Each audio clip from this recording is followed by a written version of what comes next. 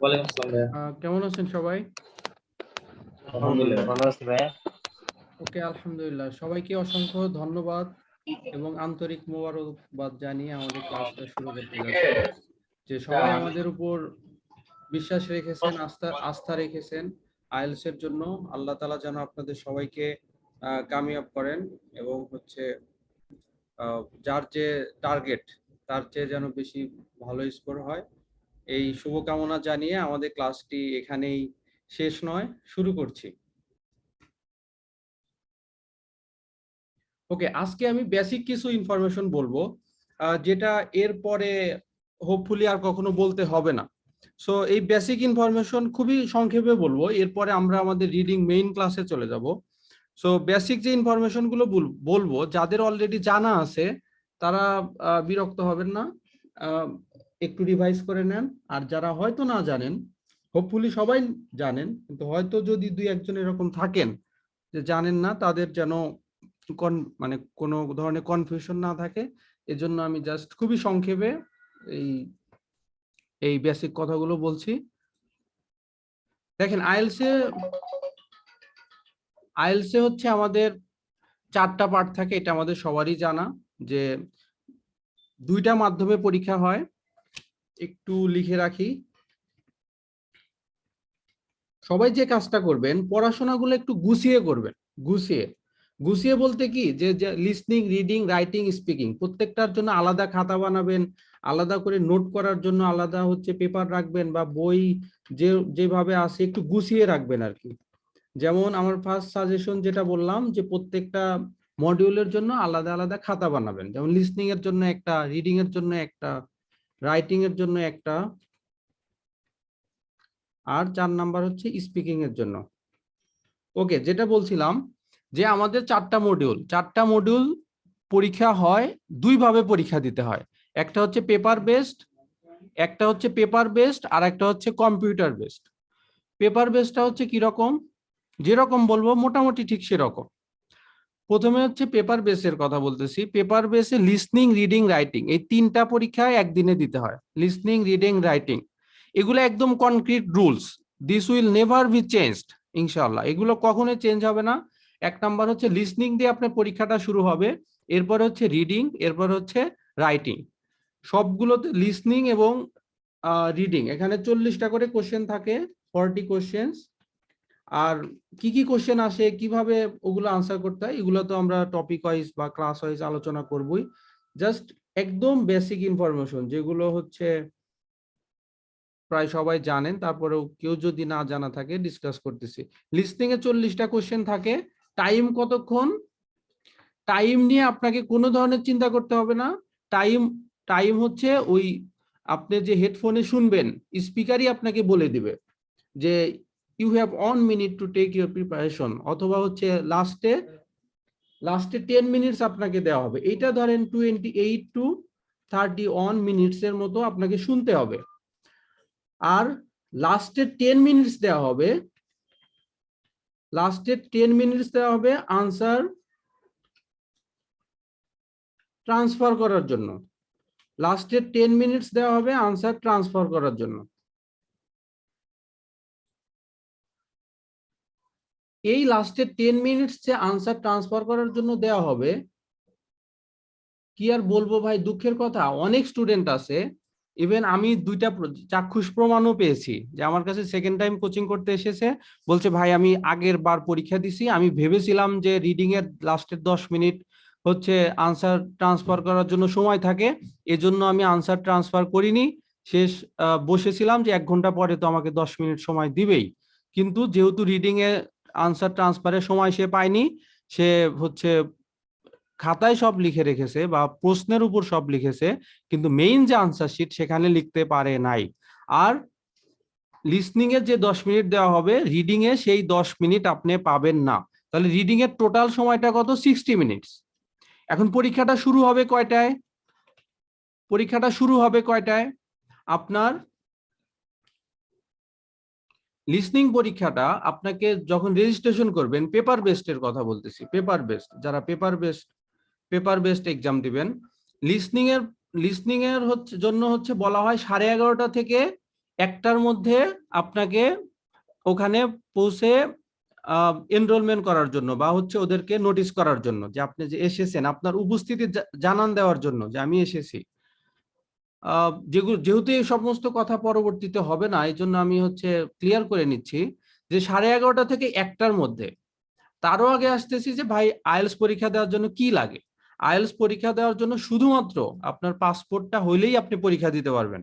আপনার master certificate লাগবে, BBA certificate লাগবে, এসএসসি অনার্স, ইভেন ম্যাট্রিক পাসও করে থাকে। জাস্ট আমি এমনি মানে উদাহরণ হিসাবে বলছি, আপনি SSC inter that doesn't any matter যে আপনাকে এসএসসি পাস করতে হবে, ইন্টার পাস করতে হবে। আপনার কাছে যদি একটা মানে পাসপোর্ট থাকে, পাসপোর্ট দিয়েই আপনি পরীক্ষা দিতে পারবেন। এখন আসেন, এখন অনেকে বলবেন যে ভাই এনআইডি দিয়ে কি পরীক্ষা দেওয়া যায়? আনসারটা হচ্ছে ইয়েস, এনআইডি দিয়েও পরীক্ষা দেওয়া যায়, কিন্তু আপনারা এনআইডি দিয়ে পরীক্ষা দিবেন না। কারণ আইএলস দেওয়ার উদ্দেশ্য কি? দেশের বাইরে যাওয়া। আপনি দেশের বাইরে যাবেন কি নিয়ে? পাসপোর্ট নিয়ে। সো যেহেতু পাসপোর্ট নিয়েই দেশের বাইরে যাবেন, পরবর্তীতে যেন কোনো আর ঝামেলা না হয়, একটা গ্যাঞ্জাম গ্যাঞ্জাম মনে হয় আমার দৃষ্টিতে। আমি কখনো এনআইডি দিয়ে পরীক্ষা দেইনি, আমি পাসপোর্ট দিয়ে পরীক্ষা দিয়েছি। সো আপনারা সবসময় পাসপোর্ট দিয়েই পরীক্ষা দেবেন। পাসপোর্ট দিয়েই কিন্তু দেওয়া যায়, জাস্ট ইনফরমেশনটা জানানোর জন্য আর কি, যে পাসপোর্ট দিয়েই পরীক্ষা দিবেন। এবং কি লাগবে?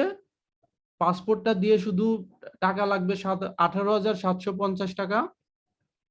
আপনি ব্রিটিশ কাউন্সিল অথবা আইডিপি যেটাতেই পরীক্ষা দেন না কেন, এই রুলস নিয়ম সব সমান, একই ধরনের নিয়ম। পেপার বেসড এর কথা যেগুলো বলতেছি আর কম্পিউটার বেসড যারা পরীক্ষা দিবেন, মানে নিয়ম কানুন সব সমান। মানে কোশ্চেনের যে স্ট্রাকচার আছে, কোশ্চেনের যে একটা প্যাটার্ন আছে, এটাও সেম, ব্রিটিশ কাউন্সিল বলেন আর আইডিপি বলেন। এই যে এখানে যেমন বলছি যে লিস্টিং এর 40টা কোশ্চেন থাকে, 28 থেকে 31 মিনিট, শেষের 10 মিনিট আপনাকে হচ্ছে আনসার ট্রান্সফার করার জন্য টাইম দেওয়া হয়। রিডিং এর জন্য 40টা কোশ্চেন থাকে, 60 মিনিটস। এখন আসেন, যেটা বললাম যে 11:30 থেকে 1টার মধ্যে আপনাকে জানান দিতে হবে যে আপনি পরীক্ষার হলে আসছেন। এখন লিস্টিং পরীক্ষাটা কয়টায় শুরু হবে? লিসনিং পরীক্ষাটা 1:10-এও শুরু হতে পারে, 1:15-তেও শুরু হতে পারে, 1:20-এও শুরু হতে পারে। যখন হচ্ছে ওখানকার এক্সাম হেড যিনি থাকবেন, উনি সবকিছু যখন সবাই আসবে, একটু প্রিপেয়ার্ড হবেন, তারপরেই হচ্ছে আপনার লিসনিং টেস্টটা শুরু হবে। লিসনিং টেস্টটা শেষ হবে কখন? স্পিকার বা হচ্ছে ওই একভাবে হচ্ছে সিডি বা একটা সিডি প্লেয়ার চালু করা হবে, সবার কাছে হচ্ছে ব্লুটুথ হেডফোন থাকবে।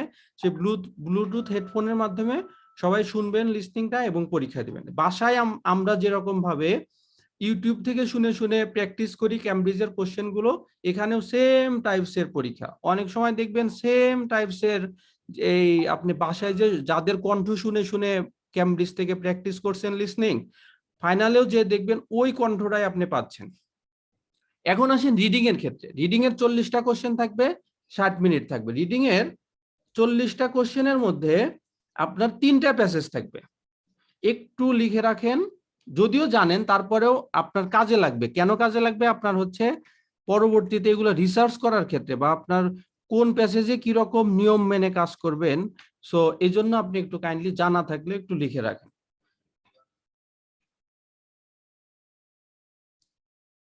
একটু সংক্ষেপে বলে রাখি, তারপরে আমি তো বিস্তারিত আরো টপিক ওয়াইজ যখন যাব তখন তো এগুলো বলবোই। রিডিং এর 40টা কোশ্চেন থাকে, এর মধ্যে 3টা প্যাসেজ থাকে। মনে রাখবেন প্যাসেজ 1টা সবসময় সহজ হয়ে থাকে ইনশাল্লাহ। প্যাসেজ 1টা সবসময় সহজ হয়ে থাকে। এখানে হচ্ছে 13 কোশ্চেন্স থাকে। 99% ক্ষেত্রে এই প্যাসেজ 1-এর 13 কোশ্চেনের মধ্যে true false not given, filling the blanks, true false not given, filling the blanks, এই দুইটা টাইপসের কোশ্চেন থাকে এবং অধিকতর অনেক সহজ হয়ে থাকে। অধিকতর সহজ হয়ে থাকে প্যাসেজ 1টা। প্যাসেজ 2টা একটু হার্ড হয়ে থাকে, আর প্যাসেজ 3টা হচ্ছে হার্ডেস্ট, ওইটা হচ্ছে অনেক কঠিন থাকবে, এটাই স্বাভাবিক। এখন আসেন মার্কিং ক্রাইটেরিয়াটা কি। লিসনিং এর যে 40টা কোশ্চেন থাকে, লিসনিং এর যে 40টা কোশ্চেন থাকে, এর মধ্যে আপনার যদি 40-এ 40টাই পান তাহলে হচ্ছে 9, লিসনিং এ 9। এবং রিডিং এ যদি 40-এ 40টা পান তাহলে হচ্ছে 9। একাডেমিকের ক্ষেত্রে, একাডেমিকের ক্ষেত্রে বলছি, এখানে হচ্ছে আর একটা ভাগ যেটা আমি এখনো মেনশন করি নাই, সেটা হচ্ছে যারা শুধুমাত্র স্টুডেন্ট হিসাবে দেশের বাইরে পড়তে যেতে চান, স্টুডেন্ট অথবা পিএইচডি করার জন্য যেতে চান, মানে হচ্ছে স্টাডি রিলেটেড, স্টাডি রিলেটেড যে কোনো মাধ্যমে হোক, দেশের বাইরে যেতে চান, সেটা পিএইচডি হোক অথবা হচ্ছে আপনার গ্রাজুয়েশন লেভেল হোক, পোস্ট গ্রাজুয়েশন লেভেল হোক, মানে স্টাডি রিলেটেড হলেই একাডেমিক দিতে হবে, দিতে হবেই। আপনি বলবেন যে আমি কি জিটি দিয়েও যেতে পারি? না, আপনি জিটি দিয়ে পারবেন না। তাহলে জিটি দিয়ে কারা যাবে? যারা হচ্ছে এই দেশে যাদের জব এক্সপিরিয়েন্স আছে, বাইরের দেশে ইমিগ্রেন্টস হিসাবে যেতে চান, যেমন কানাডাতে, অস্ট্রেলিয়াতে অথবা ইউকেতে অথবা অন্য যে কোনো দেশে আপনি ইমিগ্রেন্টস হিসাবে যেতে চান, যে এখানেও জব করেন, এই জব এক্সপিরিয়েন্স দিয়ে দেশের বাইরেও জবের জন্য গিয়ে সরাসরি জব করবেন, তাদের জন্য হচ্ছে জেনারেল ট্রেনিং। জেনারেল ট্রেনিং ইমিগ্রেন্টসদের জন্য, ইমিগ্রেন্টস যারা তাদের জন্য হচ্ছে জিটি, আর যারা স্টাডি পারপাস তাদের জন্য শুধুমাত্র একাডেমিক।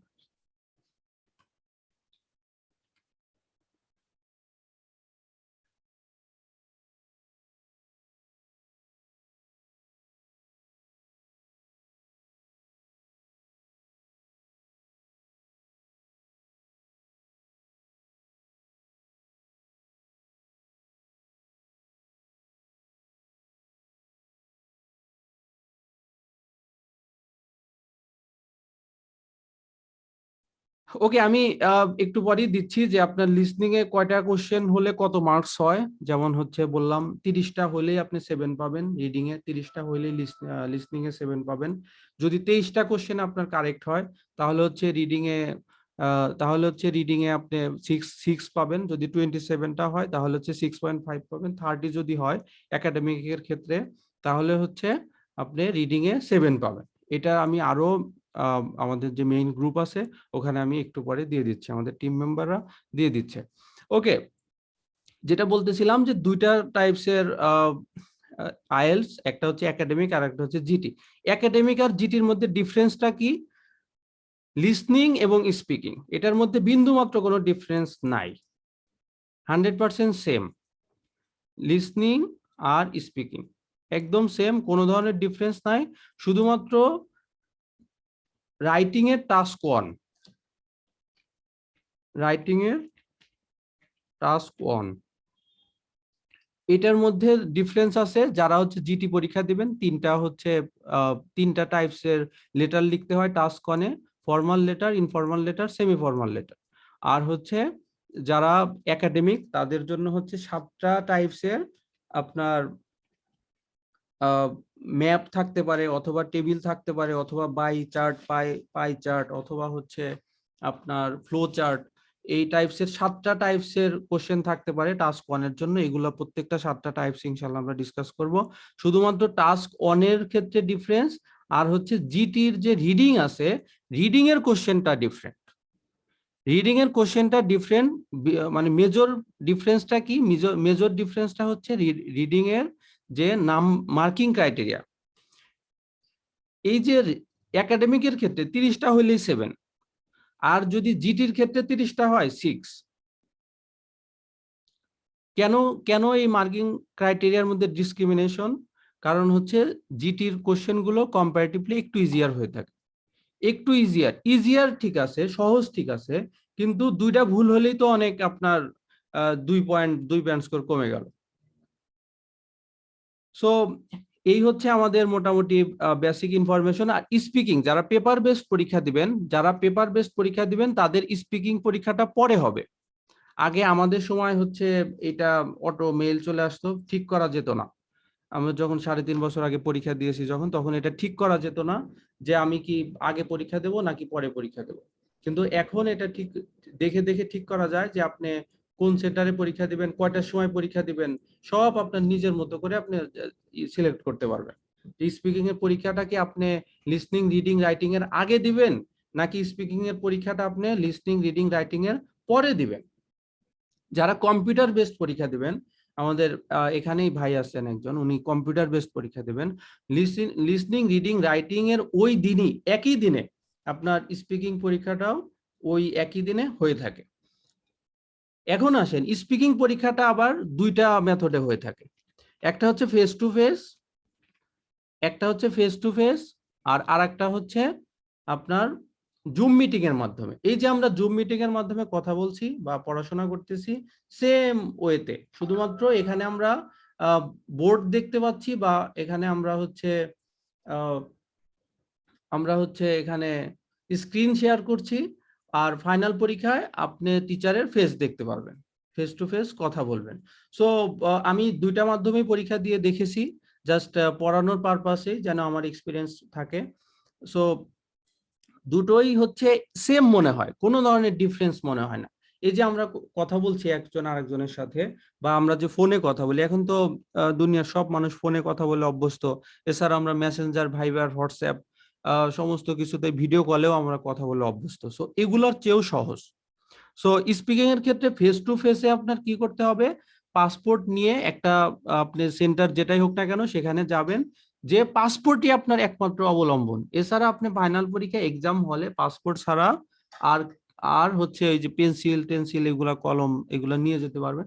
এছাড়া পাসপোর্ট আর ওই কলম পেন্সিল ছাড়া আপনার সাথে আর কিছুই নেওয়া যাবে না, সেটা ফেস টু ফেস এক্সাম হলেও তাই। আর যদি কম্পিউটার বেসড এক্সাম হয় তাহলেও সেই রকমই মেথড। কম্পিউটার বেসড হলে হবে কি, আপনার আপনার যে আইডেন্টিফিকেশন, এটা যাচাই বাছাই করে দিবে ব্রিটিশ কাউন্সিল বা আইডিপির যারা হচ্ছে ওখানকার যারা দায়িত্বরত যারা আছেন, তারাই হচ্ছে সিলেক্ট করে দিবে, তারাই আপনার আইডেন্টিফিকেশনটা কনফার্ম করে দিবে। আর ফেস টু ফেস হলে টিচার আপনার সাথে টিচার নিজে কনফার্মেশন করবে আপনার আইডেন্টিফিকেশনটা। আর মোটামুটি সব সেম। আর রাইটিং টাস্ক 2 তে মোটামুটি 5টা 6টা 7টা, কেউ বলে 5টা, কেউ বলে 7টা, কেউ বলে 6টা 4টা। সো এই টাইপস আছে। টাস্ক 1 এর জন্য কি বললাম, একাডেমিক যারা আছেন তাদের জন্য 7টা টাইপস, একাডেমিক যারা আছেন তাদের জন্য হচ্ছে 7টা টাইপস। আর যারা জিটি আছেন তাদের জন্য হচ্ছে 3টা টাইপস, তাদের জন্য হচ্ছে 3টা টাইপস।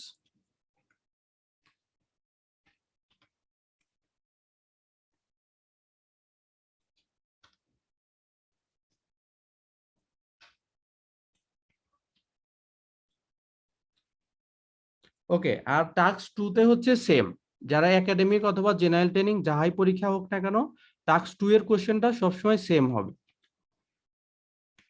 ওকে, এই হচ্ছে আমাদের মোটামুটি বেসিক ইনফরমেশন। এখন আমরা আজকের ক্লাসটা হচ্ছে আমাদের রিডিং এর উপর, আমরা রিডিং নিয়ে মোটামুটি আলোচনা করি। রিডিং এর হচ্ছে কি কি কোশ্চেন আসে এবং হচ্ছে রিডিং এর কিভাবে আনসার গুলো করবেন, কিভাবে সহজে আনসার গুলো করা যায় এবং স্বল্প সময়ে সঠিক সময়ে কিভাবে সবগুলো আনসার কমপ্লিট করা যায়, সেগুলো আমরা আলোচনা করছি। ওকে, এখন আসেন, ইনশাল্লাহ আপনি যখন ফাইনাল পরীক্ষায় যাবেন সেম টাইপসের একটা কোশ্চেন পাবেন। এই যে রিডিং এর আমরা যে কোশ্চেন গুলো দেখতেছি এরকম সেম টাইপসের কোশ্চেন পাবেন। আপনার ফার্স্ট কাজটা কি হবে, রিডিং এর কোশ্চেন যখন আপনি পাবেন, আমাদের all over the world, even who are native English, যারা হচ্ছে যাদের মাদার টাং হচ্ছে ইংলিশ, তারাও হচ্ছে রিডিং এ প্রবলেম ফেস করে। সো এটা আসলেই ধরেন একটা জটিল জিনিস, কিন্তু আমরা যদি টেকনিক অবলম্বন করে কাজ করি, লিস্ট আমাদের যার যে টার্গেটেড ব্যান্ড স্কোর, ইনশাল্লাহ আমরা সেটা অ্যাচিভ করতে পারবো। তাহলে সেটা কিভাবে সম্ভব ভাই, আমরা যে আমাদের পড়াশোনাগুলো শুরু করব, আমরা স্টেপ বাই স্টেপ শুরু করব। ধরেন আপনি হচ্ছেন এখান থেকে কক্সবাজার যাবেন, এখান থেকে কক্সবাজারের দূরত্ব ধরেন জাস্ট এক্সাম্পল যে 500 কিলোমিটার, এখান থেকে কক্সবাজারের ডিস্টেন্স হচ্ছে 500 কিলোমিটার। তাহলে আপনি কক্সবাজারে যেতে চান 500 কিলোমিটার ডিস্টেন্সে, আপনাকে নিশ্চয়ই, আপনি প্লেনে যান, আপনি হচ্ছে বাসে করে যান, অথবা হচ্ছে আপনি মোটরসাইকেলে যান, নিশ্চয়ই স্টেপ বাই স্টেপ আপনাকে আগাইতে হবে। 1 পা 2 পা, 1 কিলো 2 কিলো, অথবা হচ্ছে 50 kilo, 100 kilo, 200 kilo, 300 kilo, 400 kilo, 500 kilo. আপনাকে step by step, gradually, occasionally, slowly, যেভাবেই বলেন না কেন, আপনাকে স্টেপ বাই স্টেপ ইন্টারভালি বা হচ্ছে একটা নির্দিষ্ট অন্তর অন্তর পার হয়ে আপনাকে সেই নির্দিষ্ট পথে যেয়ে তারপরে আপনি পৌঁছাবেন। আপনি নিশ্চয়ই একদম প্রথম 1 ঘন্টার মধ্যেই, প্রথম একদিনের 1 ঘন্টার মধ্যেই কক্সবাজার যেয়ে পৌঁছাবেন না। সো আইএলস এরও নির্দিষ্ট একটা প্যাটার্ন আছে, যেটা আমি আপনাকে বলছি, যে লিসনিং, রিডিং, রাইটিং, স্পিকিং এখন এগুলার জন্য আমাদের কি কি দরকার? একদম ফার্স্ট যেটা দরকার, অনেকে বলেন যে ভাই আমার তো হচ্ছে বেসিকে প্রবলেম, বেসিকে দুর্বলতা, আমার তো হচ্ছে গ্রামার প্রবলেম, অথবা আমার তো ফাউন্ডেশন প্রবলেম। ভাই আমাদের আইএলস মানেই হচ্ছে দুনিয়ার সব ইংলিশ লাগবে না, আইএলস মানেই আমাদের নেটিভ স্পিকারের মতো কথা বলতেও হবে না, আইএলস মানেই হচ্ছে আপনাকে এখনই আমেরিকান, ব্রিটিশ, অস্ট্রেলিয়ান, ক্যানাডিয়ান ওদের মতো প্রোনাউন্স করতে হবে, এরকমও না। আপনি যে যে ভাষাতেই আসেন না কেন, সরি, যে যে যে যতটুকু টোনেই আসেন না কেন, সেখান থেকে জাস্ট একটু ইমপ্রুভ করবেন। ইংলিশের ব্যাপারটা এমন, আমরা কিন্তু এখন কেউ জিরো লেভেলে নাই। Yes, no, hi, hello, how are you, I am fine, এইটুক কথা আমরা সবাই বলতে পারি। ইভেন টেন্সের রুলস বলেন, গ্রামারের বেসিক কিছু রুলস বলেন, আমরা মোটামুটি সবাই জানি। সো আমরা যখন আমাদের যা আছে সেটা থেকে যখন সামনে বাড়বো, আমাদের স্কোরটা ইনশাল্লাহ দিন দিন বাড়বে। আমাদের মনের মধ্যে একটা ইন্সপাইরেশন কাজ করবে যে ওকে, আমি তো হচ্ছে কিছু তো জানি, এখান থেকে আগাই। তাহলে আমাদের ফার্স্ট কাজটা কি হবে? আপনি একটু সময় নিয়ে, কষ্ট করে একটু সময় নিয়ে গ্রাজুয়ালি আপনি টেন্স এবং ডিগ্রি এবং ইনভার্টেড সেন্টেন্স এবং আপনাদেরকে 10টা যে গ্রামারের লেকচার শিট দেওয়া হয়েছে, 10টা যে গ্রামারের লেকচার শিট দেওয়া হয়েছে, এটা একটু কাইন্ডলি কষ্ট করে সবাই সবাই একটু সময় নিয়ে ক্লাস রেকর্ড গুলো শুনবেন, দেখবেন, এবং পারলে আমরা যে ক্লাস লেকচারের পিডিএফটা দিয়েছি, এটা হচ্ছে আপনারা সবাই প্রিন্ট করবেন, প্রিন্ট করে চোখের সামনে দেখবেন হচ্ছে ক্লাস লেকচার শিটগুলো, আর ক্লাস রেকর্ডগুলো শুনবেন। তাহলে ইনশাল্লাহ আপনাদের যত গ্রামার বেসিক এবং অ্যাডভান্স যত গ্রামার আছে, আমরা ওই 10টা ক্লাস লেকচারের মাধ্যমে কমপ্লিট করেছি। ভাই ওইটা একটা পেইড কোর্স ছিল, 2000 টাকার একটা পেইড কোর্স ছিল। ওইটা আমরা দেখেছি যখন আমরা অনেকদিন থেকে দেখতেছি, যখন আমরা হচ্ছে ফাইনাল এই ক্লাসগুলো শুরু করি, অনেকেরই প্রবলেম থাকে। সো আমরা চেষ্টা করতেছি যে আমাদের ফুল আইএলটিএস কোর্সে যারা এসেছেন, যতভাবে সম্ভব আপনাদের সমস্ত একদম বেসিক লেভেল থেকে শুরু করে অথবা জিরো লেভেল থেকে শুরু করে যে অ্যাডভান্সে আসেন তো আসেনি, কারো যেন কোনো কোনো প্রবলেম না হয়, এজন্য আমরা পুরো প্যাকেজটা রেখেছি। আপনি তাহলে প্রথমে কি করবেন, এই ক্লাস রেকর্ডটা খুব ভালো করে দেখবেন। 10টা ক্লাস রেকর্ড যদি আপনি মনোযোগ দিয়ে দেখেন, এটা 2, 4, 5 দিনেই সম্ভব, অ্যাটলিস্ট 10 দিনে তো সম্ভব। একটা ক্লাস রেকর্ড ধরেন 1 ঘন্টার মতো সময়, জিস্ট বা সারমর্ম যেটা 1 ঘন্টা সময় লাগবে আপনার। তার মানে ওই 10টা ক্লাস রেকর্ড আপনি 10 দিনে দেখবেন। আর হচ্ছে এই ক্লাস লেকচার শিট গুলো একটু পড়বেন, ওখানে যে রুলস গুলো দেওয়া আছে ওগুলো আপনারা একটু দেখবেন। এটা হচ্ছে আপনার ফার্স্ট কাজ, ফার্স্ট অ্যাসাইনমেন্ট। সেকেন্ড অ্যাসাইনমেন্ট হচ্ছে আপনাকে যখন স্পিকিং এ যাব, স্পিকিং এর আমি কিছু ভোকাবুলারি দেব। স্পিকিং পার্ট অনের যারা হচ্ছে প্র্যাকটিস ব্যাচে আছেন তাদের জন্য হচ্ছে 40টা কোশ্চেন দিয়েছিলাম, কেউ কেউ আসছিলেন প্র্যাকটিস ব্যাচে, এবং যারা ফুল আইএলটিএস কোর্সে আছেন তাদের জন্য আরো 60টা কোশ্চেন, অ্যাডভান্সড 60টা কোশ্চেন আমরা দেব। যেটা আপনি যদি ইনশাল্লাহ এই 60টা কোশ্চেন আপনি ভালো মতো প্রিপারেশন নেন, একটু মুখস্থর মতো করেন, আপনি করবেন মুখস্থ, বলবেন ন্যাচারালি। দেখেন ভাই, একদম সহজ কথা, আপনি যদি কমন কোশ্চেনের আনসার, যেটা আপনি জানেন যে ফাইনাল এই কোশ্চেনটা I will be asked this questions, like where are you from, what do you do, do you work or study, আপনি কোথায় পড়াশোনা করেন, এইটা যদি আপনি স্লোলি বলেন, মামলিং হিসাবে বলেন, দ্যাটস এ লিটল বিট শাই। এটা একটা লজ্জার ব্যাপার যে আপনি ধরেন আপনার ইনস্টিটিউট, সো আমি কাউকে লজ্জা দিচ্ছি না, কাউকে ছোটও করতেছি না, বাট আমি হচ্ছে প্যাটার্নটা বলতেছি যে আমরা কিভাবে আগাবো। এগুলা জিনিস আপনার কনক্রিট লেখা থাকবে, ওয়েল প্রিপেয়ার্ড থাকবে, আগে থেকে প্রিপারেশন থাকবে, যাতে করে আপনার ফাইনালে কোনো ধরনের মামলিং না হয়। আর কমন 60টা কোশ্চেনের যখন আপনি কমন 60টা কোশ্চেনের আনসার যখন খুব ভালো মতো 9 ব্যান্ড লেভেলের মুখস্থ করে রাখবেন, আনসার দিবেন ন্যাচারালি, হোপফুলি 61 নাম্বার কোশ্চেনে যে আপনি 9 ব্যান্ড লেভেল না হোক, 7 ব্যান্ড লেভেলের তো অ্যাটলিস্ট ইনশাল্লাহ আপনি বলতে পারবেন, এটা আপনি নিজেও আশা করতেই পারেন। এখন আসেন যেটা বলছিলাম যে ফার্স্ট কাজ হচ্ছে আপনার এই বেসিক অ্যান্ড অ্যাডভান্স গ্রামারের ক্লাস রেকর্ড গুলো দেখবেন। সেকেন্ড হচ্ছে আপনি স্পিকিং এর যে 40টা 60টা কোশ্চেন দেবো আপনাদের ফুল আইএলটিএস কোর্সের জন্য, আপনাদের জন্য সবকিছুই হচ্ছে অ্যাডভান্স লেভেলের থাকবে। বাট এরপর হচ্ছে রাইটিং এর যে টাস্ক 1 এর 7টা টাইপস, এটা আপনাকে খুব ভালো মতো পরিচয় করাবো আমরা। টাস্ক 2 তেও যত ধরনের স্ট্রাকচার আছে, আমরা বাঙালিরা কি করি অথবা পুরো বিশ্বেই অনেক স্টুডেন্ট যেটা করে, টাস্ক 1 টাস্ক 2 নিয়ম কানুন না জেনে আগেই লেখা শুরু করে। ওই যে ছোটবেলা থেকে আমরা এসে লিখে আসতেছি, আমরা প্যারাগ্রাফ লিখে আসতেছি, আমরা হচ্ছে অ্যাপ্লিকেশন লিখে আসতেছি, আগের ধাসেই লেখা শুরু করে। ভাইয়া আপনি রাইটিং স্পিকিং এ আপনার নিজের মতো করে একাডেমিক লাইফে অনেক সাউন্ড হতে পারেন, অনেক অ্যাডভান্স লেভেলের হতে পারেন, বাট আইএলস এর প্যাটার্নটা একটু ভিন্ন।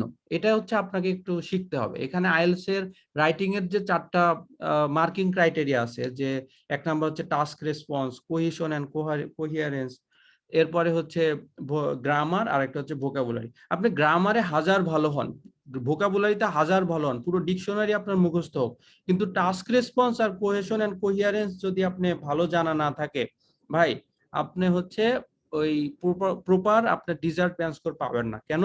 কারণ আপনার ভোকাবুলারিতে ভালো, আপনি ম্যাক্সিমাম 25% মার্কস পাবেন। তো টাস্ক রেসপন্স যদি ভালো না হয়, আপনি ওই সাইডটাতে আপনি মার্কস পাবেন না। সো আপনাকে একটু প্যাটার্নটা শিখতে হবে। আগে প্যাটার্নটা শিখেন, প্যাটার্নটা দেখেন, আমরা দেখাই, একটু একটু স্টেপ বাই স্টেপ আমরা আগাই, এরপর আপনি নিজের মতো করে ট্রাই করেন। এরপর যখন রাইটিং এর ক্লাস হবে তখন তো আমরা ইনশাল্লাহ আরো বিস্তারিত বলবোই। সো সংক্ষেপে আমি বললাম যে এইভাবে আমরা প্রিপারেশন নেব, এইভাবে আমরা সামনে আগাবো, আর স্টেপ বাই স্টেপ আমরা আগাবো। আর রিডিং এর ক্ষেত্রে সবচেয়ে পুরো বিশ্বের সবাই রিডিং নিয়ে প্রবলেম ফেস করে। এখানে 40টা কোশ্চেন থাকে, 40টা কোশ্চেনের মধ্যে 3টা প্যাসেজ থাকে, প্যাসেজ 1, প্যাসেজ 2, প্যাসেজ 3। যে কথাটা বললাম, প্যাসেজ 1টা সবসময় কম্পারেটিভলি ইজিয়ার হয়, প্যাসেজ 2টা একটু কঠিন হয়, আর প্যাসেজ 3টা সবচেয়ে বেশি কঠিন হয়। দেখেন আসুন এখন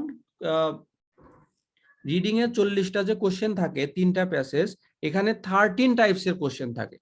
13 টাইপস এর কোশ্চেন, এর মধ্যে সিরিয়ালি থাকে 10টা টাইপস এর কোশ্চেন।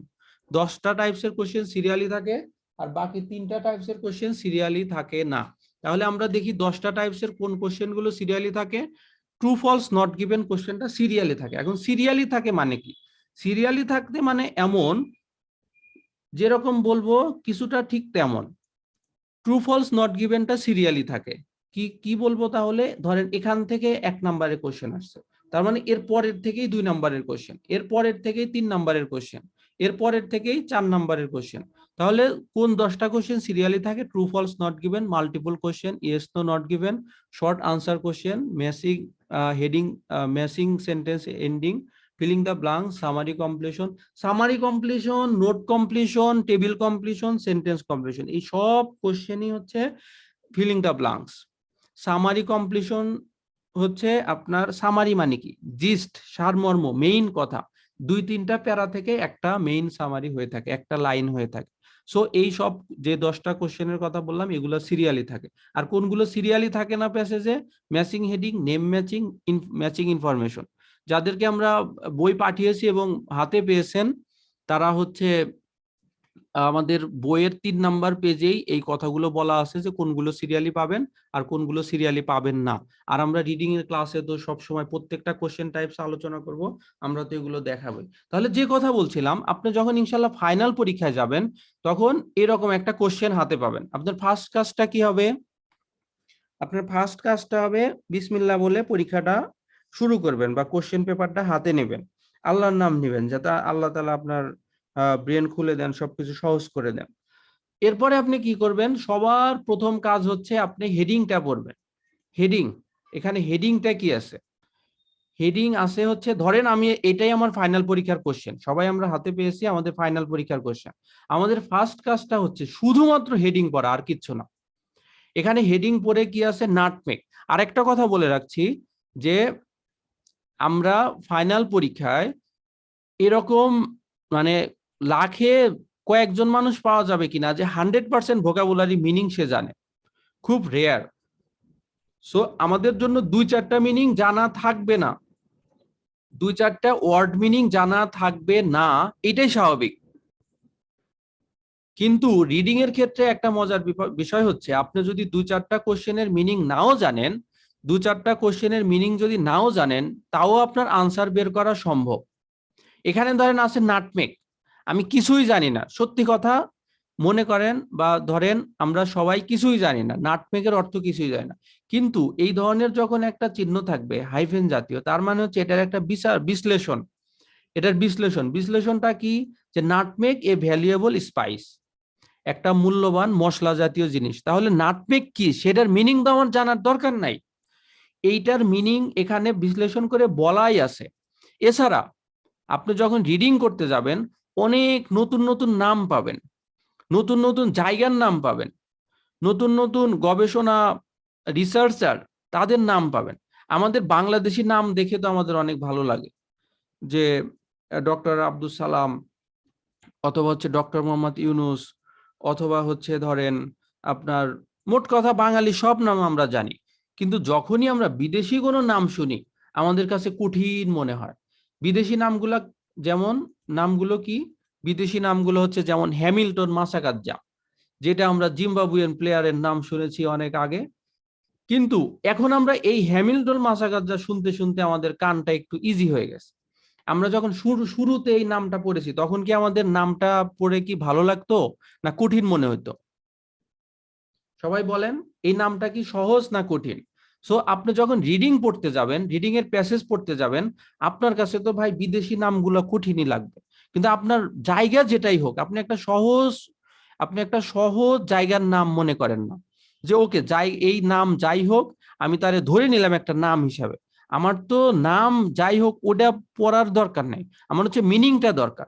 একটা ইউনিভার্সিটির নাম আসছে, অনেক কঠিন একটা নাম, অথবা হচ্ছে ধরেন একটা প্লেস, জায়গা, অথবা হচ্ছে ধরেন ভিন্ন ভিন্ন কঠিন কঠিন কিছু আইডিয়া থাকে, অথবা ধরেন আমরা কেউ আছি সায়েন্সের স্টুডেন্ট, কেউ আছি কমার্সের স্টুডেন্ট, কেউ আছি আর্টসের স্টুডেন্ট।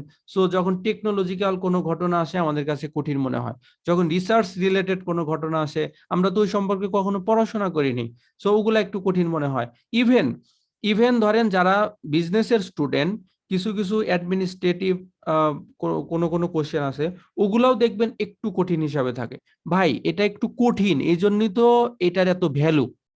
এটা যদি সবাই হচ্ছে 2 দিন পরেই, যদু মধু কদু যত মানুষ আছে সবাই যদি 2 দিন পরেই এটা হচ্ছে 7-8 অ্যাচিভ করতে পারতো, তাহলে তো ভাই এটার এত ভ্যালু থাকতো না। এটার কেন এত ভ্যালু? সো আপনি নিজেকে একটু অ্যাডভান্স লেভেলে চিন্তা করেন, যে আমি একটা নির্দিষ্ট, বা আমি অনেক মানুষকে আগায়, অনেক মানুষ যেটা পারছে না আমি সেটা অ্যাচিভ করতে চাচ্ছি। সো আমাকে তো একটু কঠিন বিষয় আয়ত্ত করেই আমাকে আগাতে হবে। কিন্তু তার চেয়ে বড় কথা হচ্ছে আমরা যদি স্টেপ বাই স্টেপ আগাই, ইনশাল্লাহ আমাদের কাছে এটাও সহজ হয়ে যাবে। তাহলে আমরা দেখি কিভাবে সহজ হবে। ফার্স্ট কাজটা কি, আমাদের এই হেডিংটা পড়ে ফেললাম। সেকেন্ড কাজটা হচ্ছে কি, আমরা শুধুমাত্র কোশ্চেন দেখব, শুধুমাত্র কোশ্চেন দেখব, এছাড়া আমাদের আর কোনো কাজ নেই। ফার্স্ট কাজটা ছিল হচ্ছে আমাদের হেডিংটা দেখা, আমরা দেখে ফেলছি। সেকেন্ড কাজ হচ্ছে কোশ্চেনটা নেওয়া, কোশ্চেনটা দেখা। এখন সবাই একটু খাতায় লিখে রাখেন, সবাই একটু কষ্ট করে খাতায় লিখে রাখেন আমাদের কোশ্চেন রিডিং সলভ করার 3টা স্টেপস। রিডিং সলভ করার 3টা স্টেপস, এটা আলহামদুলিল্লাহ সম্পূর্ণ আমার ব্যক্তিগতভাবে বানানো, ইনশাল্লাহ আপনাদের নিশ্চিতভাবে ভালো লাগবে। রিডিং সলভ করার 3টা স্টেপস, 1 নাম্বার স্টেপস হচ্ছে কিওয়ার্ড নেওয়া, কিওয়ার্ডটা নেওয়া। এখন আপনি বলবেন ভাই কিওয়ার্ড কি? কিওয়ার্ড হচ্ছে তাহাই যে ওয়ার্ড নিলে, কোশ্চেন থেকে যে ওয়ার্ড নিলে প্যাসেজের লোকেশন পাওয়া যায়, তাহাকেই কিওয়ার্ড বলা হয়। কিওয়ার্ড, এখন আসেন কিওয়ার্ড গুলো কি কি হতে পারে। কিওয়ার্ড গুলো কি কি হতে পারে দেখেন, আমি হচ্ছে আমাদের যে মেইন হোয়াটসঅ্যাপ গ্রুপটা, ওখানে আমি একটা মেথড দিচ্ছি।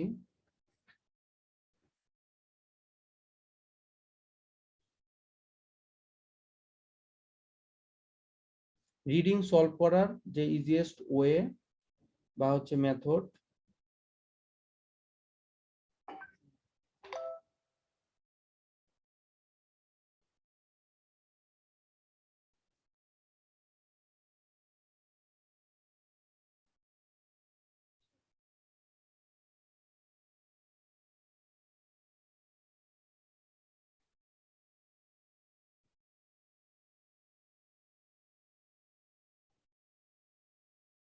ওকে আমি যে দিয়ে দিচ্ছি, একটু সবাই দেখবেন। আমি আগে আমারটা দেখাই, এরপরে আমার লেখাটা দেখাই।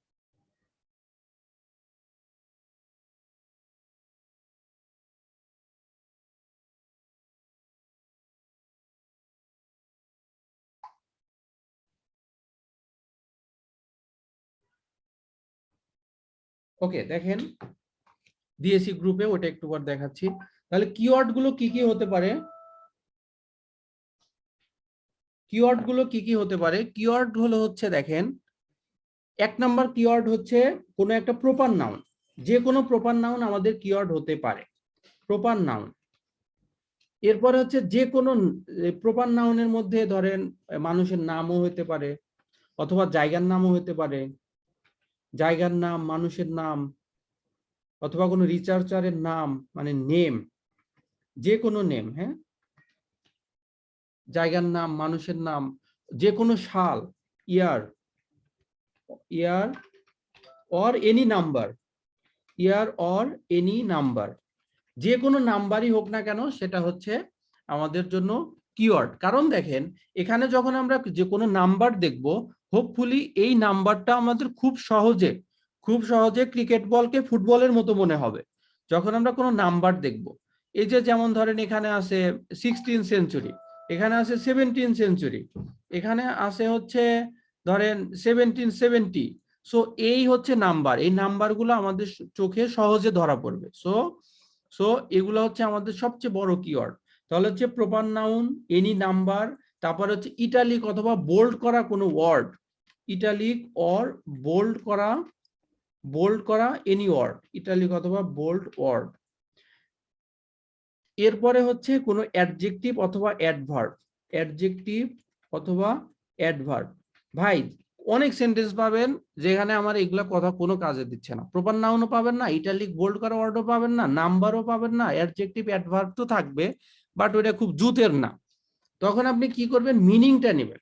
সবচেয়ে উত্তম হচ্ছে মিনিংটা নেওয়া। যে আল্লাহর বান্দা মিনিং বুঝতে পারবে তার ভুল হওয়ার সম্ভাবনা অলমোস্ট 0%।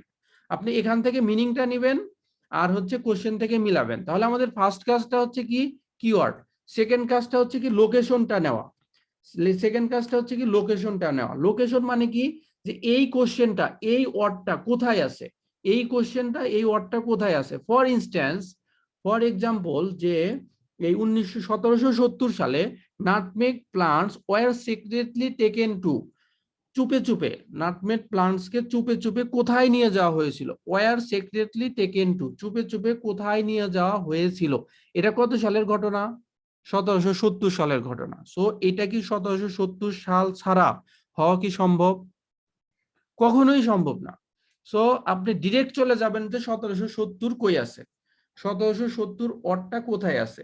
আরেকটা জিনিস মনে রাখবেন, যদি ফিলিং দ্য ব্লাঙ্কস এর আগে, এখানে দেখেন ফিলিং দ্য ব্লাঙ্কস আছে, যারা হচ্ছে স্পেশালি রিডিং নিয়ে টেনশন করতেছেন তারা একটু দেখেন, যদি ফিলিং দ্য ব্লাঙ্কস এর আগে কোনো প্রিপজিশন থাকে, হোপফুলি প্যাসেজেও ফাইনাল আনসারের ওয়ার্ডের আগে প্রিপজিশন থাকবে। কিছু বোঝেন নাই?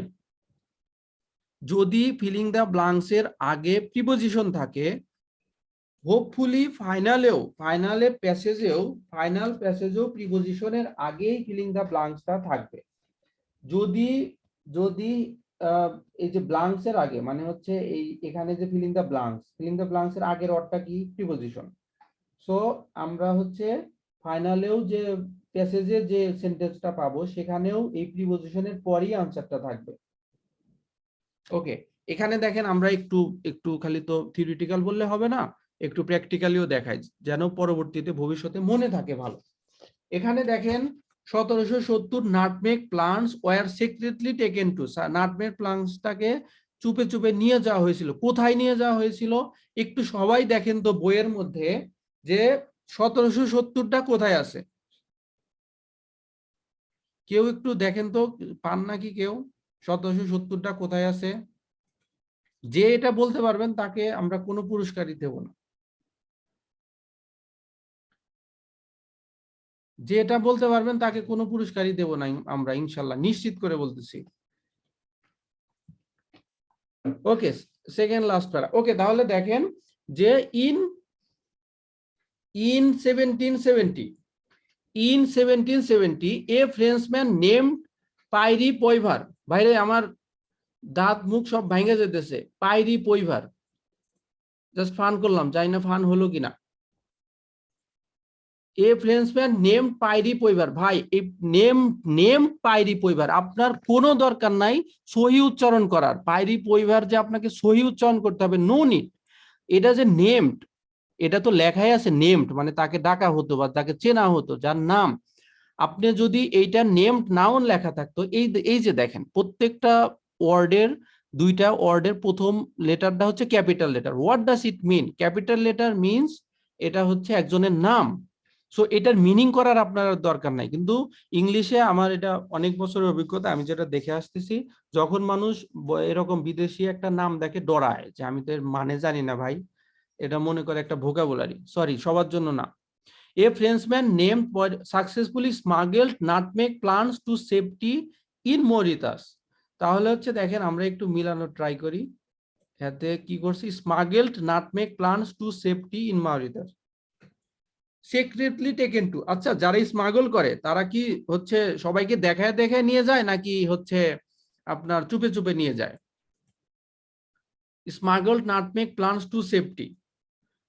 Smuggled is the synonym of secretly taken to. Can we say that? Please response. Smuggled is the synonym of secretly taken to. চুপে সারে নিয়ে যাওয়া হতো। আমাদেরকে বের করতে হবে কোথায় চুপে সারে নিয়ে যাওয়া হতো। কোথায় চুপে সারে নিয়ে যাওয়া হতো অর্থে কি হবে? একটা জায়গার নাম আসবে। দেখেন আমরা যখন কোশ্চেন গুলো পড়বো, আমরা প্যাসেজের এত কিছু পড়ে আমাদের কিছুই মাথায় থাকবে না, কোশ্চেনের এত বড় ওয়ার্ড পড়ে আমাদের কিছুই মাথায় থাকবে না। আমাদের জাস্ট ছোট্ট ছোট্ট একটা মিনিং নিতে হবে যে ওকে নাটমেগ প্লান্টসটা কোথায় নেওয়া হতো, নাটমেগ প্লান্টসটা কোথায় নেওয়া হতো। আমাদেরকে এখানে একটা নেওয়া হতো বলতে একটা জায়গার নাম। সুতরাং প্রত্যেকটা কোশ্চেনের ক্ষেত্রে আপনি ছোট ছোট মিনিং নেবেন। কোথায় নেওয়া হতো, কোথায় নেওয়া হতো। ওকে, এখানে আমাদের দেখতে পাচ্ছি যে আপনার smuggled nutmeg plants to safety in Mauritius, কোথায় নেওয়া হয়েছে? মরিটাসে নেওয়া হয়েছে। আর এই যে এখানে দেখেন, এখানে ফিলিং দ্য ব্ল্যাঙ্কস এর আগে আছে টু, এখানে আছে হচ্ছে এই আনসার যেটা, সেটার আগে আছে হচ্ছে ইন, সেটা হচ্ছে এটাও একটা প্রিপজিশন, এটাও একটা প্রিপজিশন। সো বেশিরভাগ জায়গায় আপনি এরকম একটা ওয়ার্ড পাবেন। সো এখানে আনসারটা হচ্ছে মাউরিটাস। তাহলে দেখেন আমাদের ফার্স্ট কাজটা কি ছিল? ফার্স্ট কাজটা হচ্ছে কিওয়ার্ড নেওয়া। কিওয়ার্ডটা কি? 1770। এরপরে সেকেন্ড কাজটা হচ্ছে কি লোকেশন। আমরা এই প্যাসেজে যে দেখলাম লোকেশনটা কই আছে ভাই? 1770 আগে আপনি কোথাও আর এই কিওয়ার্ডটা পাবেন না। পুরো প্যাসেজ জুড়ে 1770 আর কোথাও পাবেন না, কোথাও পাবেন না। সো একটা কোশ্চেনের আনসার বের করার জন্য আমাদের পুরো প্যাসেজ কখনো পড়তে হবে না। মোস্ট অফ দ্য কেসেস একটা কোশ্চেনের আনসার বের করার জন্য একটা লাইনই পড়তে হবে। একটা লাইনটা বের করার জন্য আপনাকে কিওয়ার্ডটা ইউজ করতে হবে, যেটা আমি আপনাকে একদম শুরুতে বললাম যে আমার যে তিনটা স্টেপস বললাম, তিনটা স্টেপসের একটা স্টেপস হচ্ছে এই কিওয়ার্ডটা নেওয়া, সেকেন্ড কাজ হচ্ছে লোকেশনটা নেওয়া, 3 নাম্বার কাজ হচ্ছে ম্যাচিং। সবাই একটু কষ্ট করে লিখে রাখবেন। ওই যে বললাম যে একটু পড়াশোনাটা একটু গুছিয়ে রাখেন, একটু সাজিয়ে সাজিয়ে পড়েন, ভাগ ভাগ করে পড়েন কতটুকু পড়তে হবে। আপনি যতটুকু পড়ে আপনি একটু মানে ব্যাটে বলে খেলতে পারেন, ভালো অল্প সময়ে আপনার যেগুলো মার্কস বেশি আসে এগুলো আপনি আগে এনশিওর করেন, এরপরে কঠিনগুলো তো আসেই। এর 3 নাম্বার কাজ হচ্ছে আমাদের ম্যাচিং। ম্যাচিং, ম্যাচ মানে হচ্ছে মিল করা। ভাই কিসের সাথে কিসের মিল করা, এগুলো কি করতেছি আমি, এগুলো তো বুঝতে হবে। তাহলে হচ্ছে ম্যাচিং, ম্যাচিং মানে হচ্ছে মিলকরণ। মিলকরণ, এই যে কিওয়ার্ড কোশ্চেন, কিওয়ার্ডটা কোথা থেকে নিতে হবে একটু লিখে দেই আবার কনফিউশন না হয় ভাই। ওকে, কিওয়ার্ডটা কোথা থেকে নেব? কিওয়ার্ডটা নেব কোশ্চেন থেকে, কিওয়ার্ড নেব কোশ্চেন থেকে। এরপর লোকেশন কোথায় থেকে নেব? লোকেশন নেব প্যাসেজ থেকে। এরপর 3 নম্বরে কি করব? ম্যাচিং করব, মিলকরণ করব। এই যে এখন আমরা যেটা সবচেয়ে সহজ এটা করলাম যে আমরা প্রথমে কিওয়ার্ড নিলাম 1770, এরপরে লোকেশন নিলাম যে আচ্ছা সেকেন্ড লাস্ট প্যারাতে আছে, এরপরে হচ্ছে 3 নাম্বার মিলকরণ করলাম যা এটার অর্থ কি, কোথায় নেওয়া হতো অর্থে আসবে। আর প্যাসেজে কি আছে? প্যাসেজেও বলা আছে যে নাটমেগ প্লান্ট সাকসেসফুলি স্মাগল নিয়ে যাওয়া হয়েছিল। সুতরাং দেখেন এই কোশ্চেনের আনসারটা আসছে ডিরেক্টলি বলতে গেলে এই একটা লাইন থেকে, একটা লাইন থেকে আমাদের এই কোশ্চেনের আনসার। সো কেউ যদি এখানে একটা লাইনের জন্য একটা লাইন যদি সঠিকভাবে বের না করে আপনি পুরো প্যাসেজ পড়তে থাকেন, আপনার শুধু টাইমটাই ওয়েস্ট হবে। সো এই জন্যই টেকনিকটা হচ্ছে সমানভাবে গুরুত্বপূর্ণ। আপনি পড়াশোনা কঠোর পরিশ্রম যতটুকু পড়বেন, এই টেকনিকটাও সমানভাবে গুরুত্বপূর্ণ, যেন যাতে করে আপনার সময়টা বাঁচে।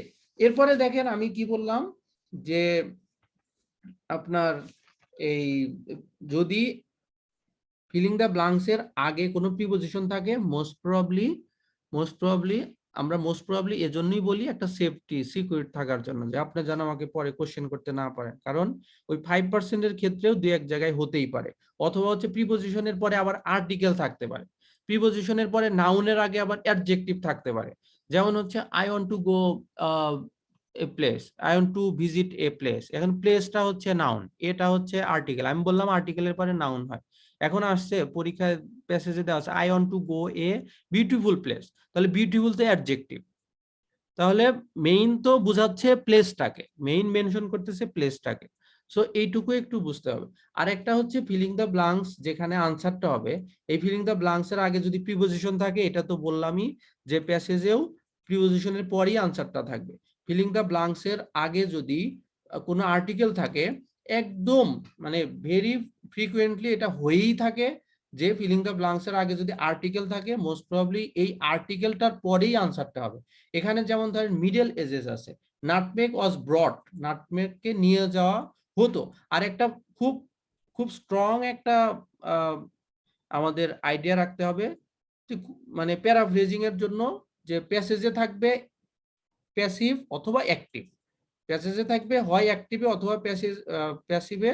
আপনি ফাইনালে মানে প্রশ্নে যদি থাকে প্যাসিভ, কোশ্চেনে যে দেখবেন অ্যাক্টিভে আছে, কোশ্চেনে আছে অ্যাক্টিভে, প্যাসেজে আছে প্যাসিভে। এখানে আছে নাটমেগ ওয়াজ ব্রট, নাটমেগ ওয়াজ ব্রট, নাটমেগকে নিয়ে যাওয়া হতো। ওয়াজ ব্রট, দেখেন আমরা জানি am is are was were এর পরে ভার্বের সাথে আইএনজি হয়, এখানে ওয়াজ এর পরে পাস্ট পার্টিসিপল ফর্ম হয়েছে, তার মানে এটা হচ্ছে আপনার প্যাসিভে আছে। তাহলে নাটমেগ নিজে নিজে যেত না, নাটমেগকেই নিয়ে যাওয়া হতো টু ইউরোপ, কোথায় নিয়ে যাওয়া হতো? ইউরোপে। বাই দ্য ড্যাশ, কাদের দ্বারা নিয়ে যাওয়া হতো? নাটমেগ ওয়াজ ব্রট, নাটমেগকে নিয়ে যাওয়া হতো কোথায়? নিয়ে যাওয়া হতো ইউরোপে। কাদের দ্বারা নিয়ে যাওয়া হতো? বাই দ্য ড্যাশ, কাদের দ্বারা নিয়ে যাওয়া হতো। আমাদেরকে শুধুমাত্র বের করতে হবে এই কারা, কারা হচ্ছে এই নাটমেগকে ইউরোপে নিয়ে যেত। আমাদের আর কিচ্ছু দেখার দরকার নাই, পরীক্ষার হলে ফুল প্যাসেজ সম্পর্কে আমাদের জানার কোনো দরকার নাই, শুধুমাত্র আমাদের দেখতে হবে যে কারা এই নাটমেগকে ইউরোপে নিয়ে যেত। এর আগে আমাদের কি দেখতে হবে? ইউরোপ একটা কিওয়ার্ড, নাটমেগ মনে রাখবেন, যেটা এটাও একটু কাইন্ডলি খাতায় লিখে রাখেন, যেটা প্যাসেজের হেডিং সেটাকে কখনই আমরা কিওয়ার্ড হিসাবে নেব না। কেন সেটাকে কিওয়ার্ড হিসাবে নেব না? কারণ যে যে হেডিং সে পুরো প্যাসেজে 1000 বার থাকবে, এজন্য আমরা প্যাসেজের হেডিংকে কখনোই কিওয়ার্ড হিসাবে নেব না, প্যাসেজের হেডিংকে কখনো কিওয়ার্ড হিসাবে আমরা নেব না। এখানে দেখেন নাটমেগ হচ্ছে প্যাসেজের হেডিং, সো নাটমেগ বাদ, এটারে আমরা কিওয়ার্ড হিসাবে নেব না। আমরা নিলাম ইউরোপকে, আমরা নিলাম মিডল এজেসকে। তাহলে মিডল এজেসটা কোথায় আছে? মিডল এজেস তো নিশ্চয়ই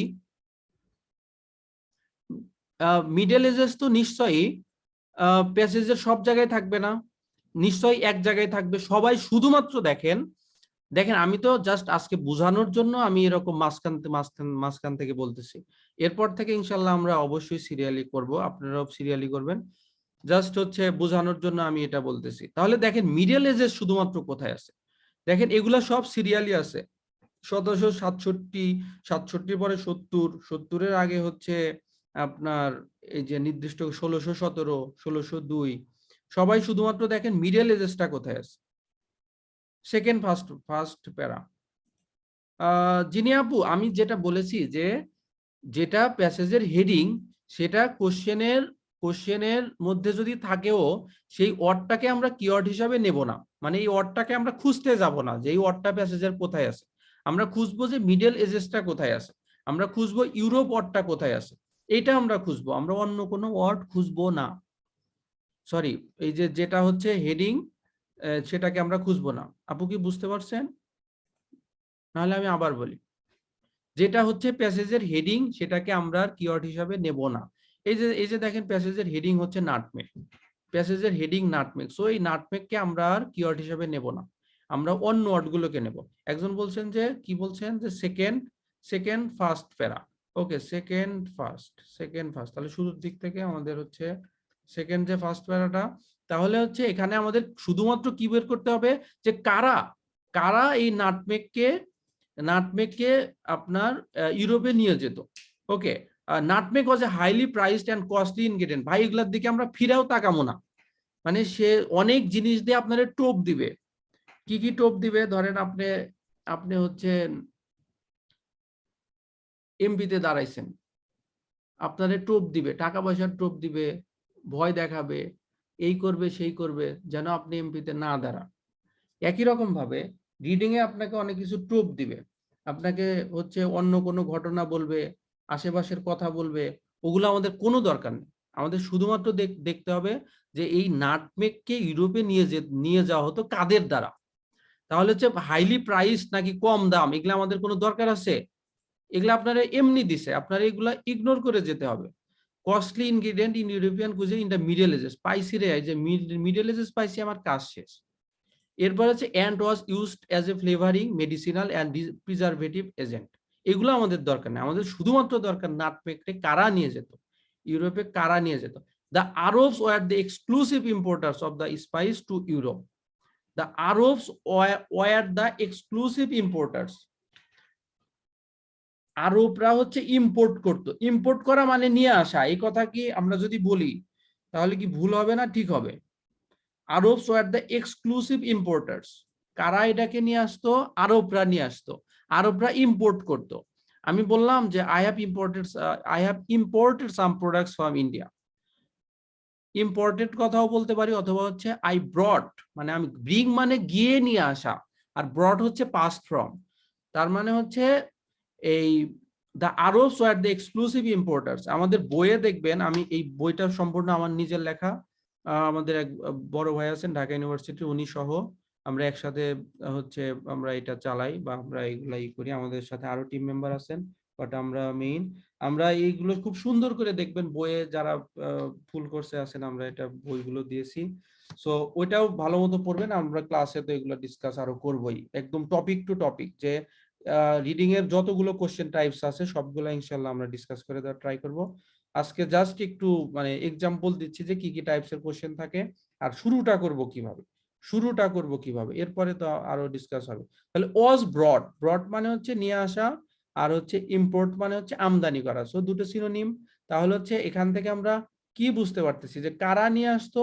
দি Arabs were the exclusive importers. আমি যেটা আপনাদেরকে বলতেছিলাম যে এখানে আছে হচ্ছে প্যাসিভে, এখানে আছে হচ্ছে প্যাসিভে, এখানে আছে হচ্ছে অ্যাক্টিভে, অ্যাক্টিভ। এটা আপনি ভাই ফ্রিকোয়েন্টলি পাবেন, শুধু যে এই জায়গায় তা না। তাহলে এই যে আমি বলেছিলাম যদি ফিলিং দ্য ব্ল্যাঙ্কস এর আগের ওয়ার্ডটা আর্টিকেল হয়, আর আগের ওয়ার্ডটা যদি আর্টিকেল হয়, মোস্ট প্রবাবলি প্যাসেজেও ফাইনাল আনসারের আগে আর্টিকেল থাকবে, যে কোনো আর্টিকেল এর আগে যদি এ থাকে, মোস্ট প্রবাবলি এর আগে ওই মানে হচ্ছে এর পরই ফাইনাল আনসারটা থাকবে। এখানে আরবসের আগে দা আছে, আপনি কি আর দা ওয়ার্ডটা লিখতে পারবেন? এখানে তো অন ওয়ার্ড অনলি, সো আপনাকে অন ওয়ার্ড অনলির জন্য শুধুমাত্র আরবটাই লিখতে হবে, আর কিছু লেখা যাবে না। তো এইটা কেন বললাম, এইটা কেন আমরা দেখালাম, কারণ এটার জন্যই যে এখানে ফিলিং দ্য ব্ল্যাঙ্কস এর আগে আর্টিকেল আছে, তার মানে হচ্ছে ফাইনাল আনসারের আগেও আর্টিকেল থাকবে, এটাই স্বাভাবিক। এরপরে দেখেন পরের কোশ্চেনটা কি আছে, কোশ্চেন নাম্বার 8, কেউ বোঝেন না এরকম কেউ আছেন? নাহলে আমি আবার বলি।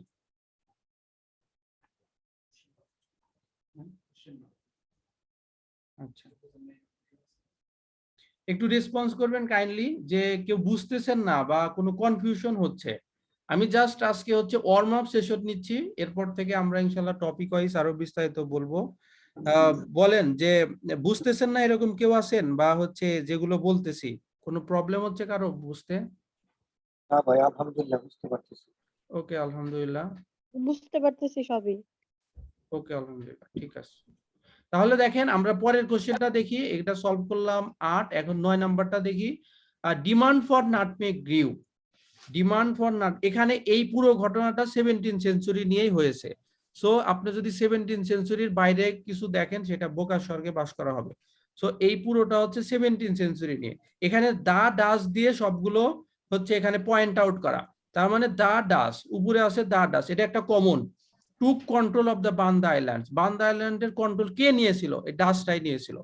ডাসরা আরো কি করেছিল? Restricted nutmeg production in a few areas. এই রেস্ট্রিক্ট করে কারা দিয়েছিল? এই ডাসটাই করেছিল। পুট ড্যাশ অন নাটমেগ, নাটমেগের উপর কিছু একটা রেখেছিল। তারা কারা করেছিল? এই ডাসটাই করেছিল। ফাইনালি অবটেন, এগুলা একটু দেখতে হবে। এখন এগুলো সহজ মনে হচ্ছে আমার কথা শুনে, কিন্তু পরীক্ষার হলে অনেক সময় মাথায় এগুলো কাজ করে না।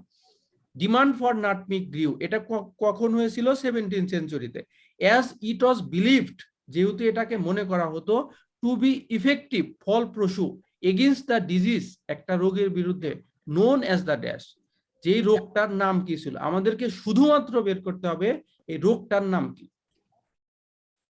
যেটা আমি 100% সবকিছুর ক্ষেত্রেই প্রযোজ্য। এখানে আমরা ছোট্ট একটা মিনিং নেব। মিনিংটা কি? কোথায় নেওয়া হতো? এখানে আমরা ছোট্ট মিনিং নেব যে রোগের নাম কি। আর কিচ্ছু আমাদের দরকার নাই, কিচ্ছু দরকার নাই, শুধুমাত্র বের করতে হবে রোগের নামটা কি। রোগের নামটা কি, এরকম প্রত্যেকটা কোশ্চেনের ক্ষেত্রে আমরা ছোট ছোট মিনিং নিয়ে আমরা ইনশাল্লাহ সামনের দিকে আগাবো, যে রোগের নাম কি, রোগের নাম কি। তাহলে দেখেন এই রোগের নাম বের করার জন্য আমাদের 17 সেঞ্চুরিতে যেতে হবে। আর হচ্ছে ডিমান্ড ফর নাটমেগ, নাটমেগ গ্রিউ, যখন নাটমেগের ডিমান্ড বেড়েছিল, ডিমান্ডটা হচ্ছে আমাদের কিওয়ার্ড হতে পারে।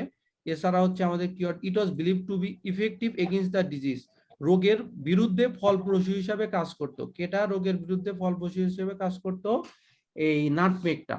তাহলে কোন রোগের বিরুদ্ধে? Disease known as the dash, disease known, একটা নোন অ্যাজ দ্য ড্যাশ। এখন এই নোনের পরিবর্তে ভাইয়া দেখেন, আপনাকে যদি এখানেও কোশ্চেনেও নোন থাকে আর প্যাসেজেও নোন থাকে, তাহলে তো আপনি জেনেই গেলেন, আপনি তো একদম ইজি হয়ে গেল। এত ইজি তো ভাইয়া হবে না ফাইনালের কোশ্চেন।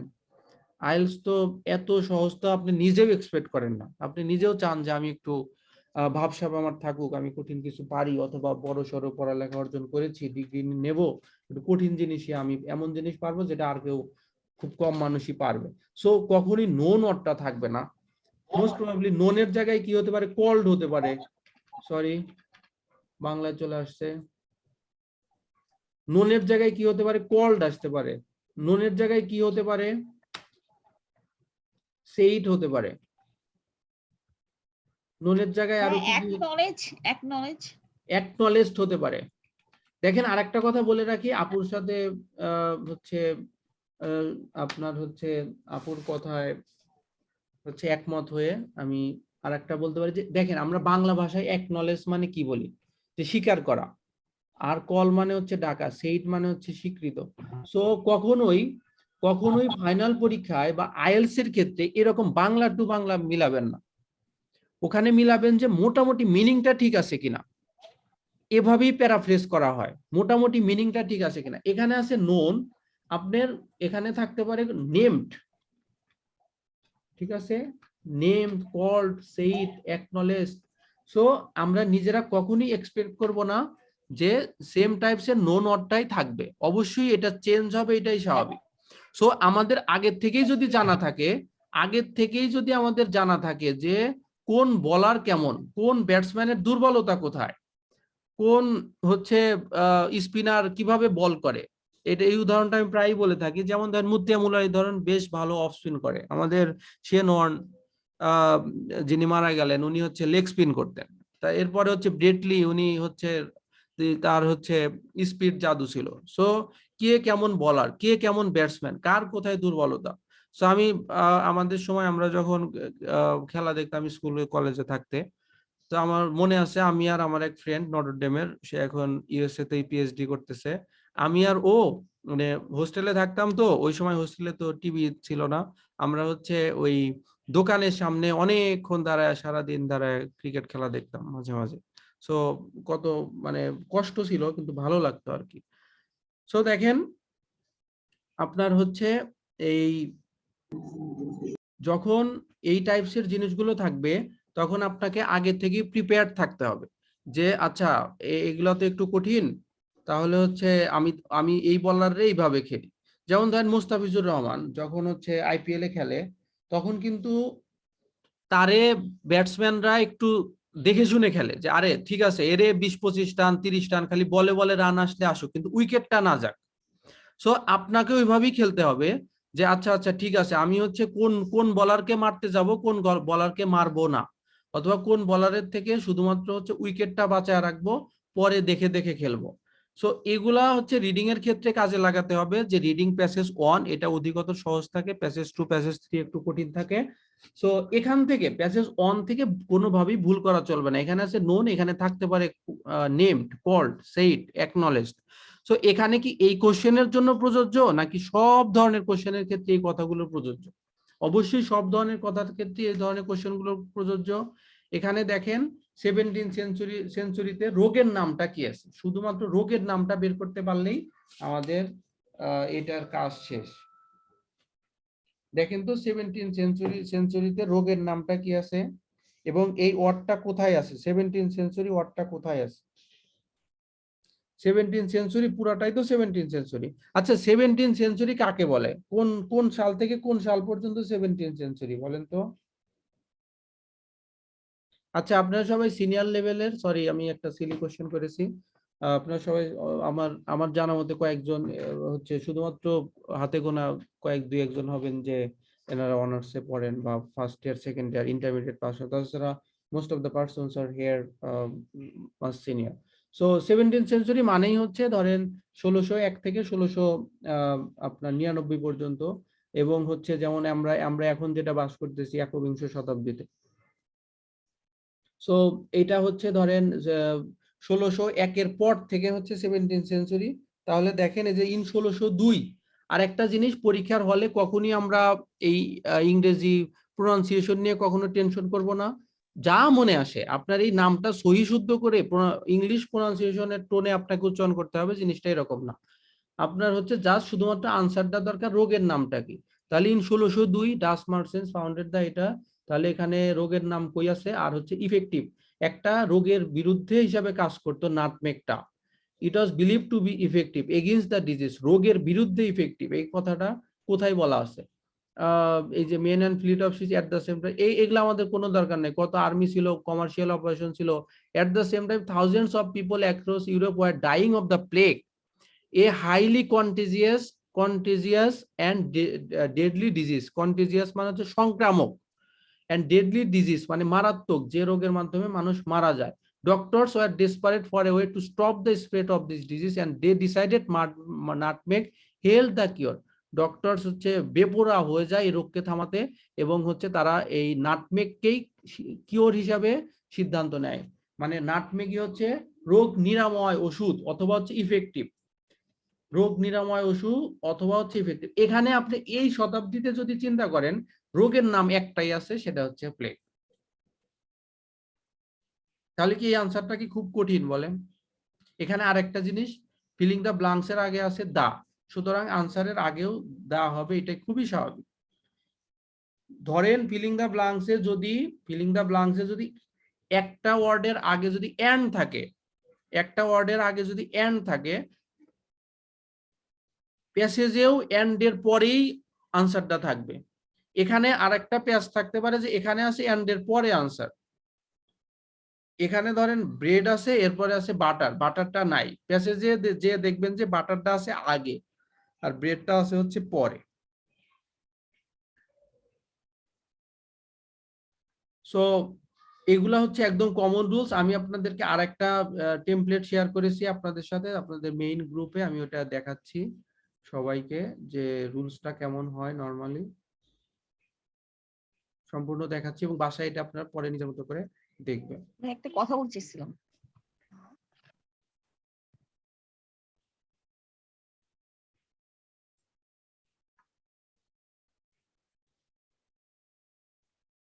ওকে, দেখা যাচ্ছে কি আমার এই স্ক্রিনটা 5 স্টেপস মেথড,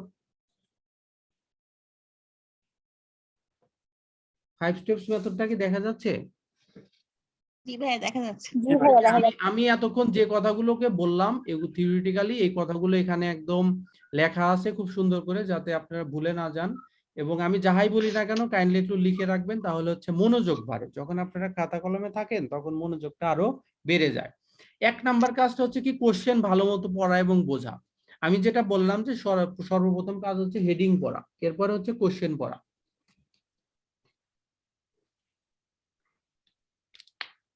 সেকেন্ড কাজ হচ্ছে কোশ্চেন যখন পড়বো সাথে সাথে আমরা কিওয়ার্ড গুলো দাগিয়ে রাখবো।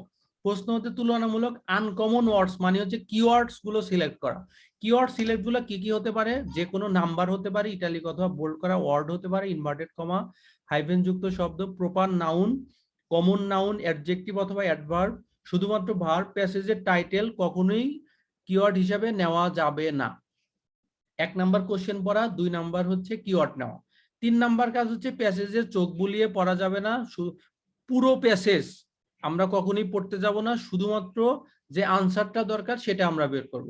4 নাম্বার হচ্ছে সেন্টেন্সের যে ওয়ার্ডগুলোকে খুঁজে পেলাম সেই ওয়ার্ডটা ওই সেন্টেন্সটা পুরোপুরি পড়ে দেখব, যে এই ওয়ার্ড এই সেন্টেন্সটা এখানে কি বলা আছে এবং এর আনসারটা কোথায় আছে। এরপর 5 নাম্বারে হচ্ছে যদি একই সেন্টেন্সে না পাওয়া যায়, যেমন হচ্ছে আমরা আগের যে কোশ্চেনটা পড়লাম, এখানে আমরা দেখলাম যে এই এই যে যে রোগটা হচ্ছে আপনার কিওর করে বা ইফেক্টিভ হয়, এখানে পরের কথায় আছে নাটমেগ হেল দ্য কিওর, কিন্তু এখানে কোনো রোগের নাম নেই। যেহেতু এই লাইনেই নাই, তার মানে হচ্ছে পরের সেন্টেন্সটা আমরা পড়বো কিংবা আগের সেন্টেন্সটা পড়বো।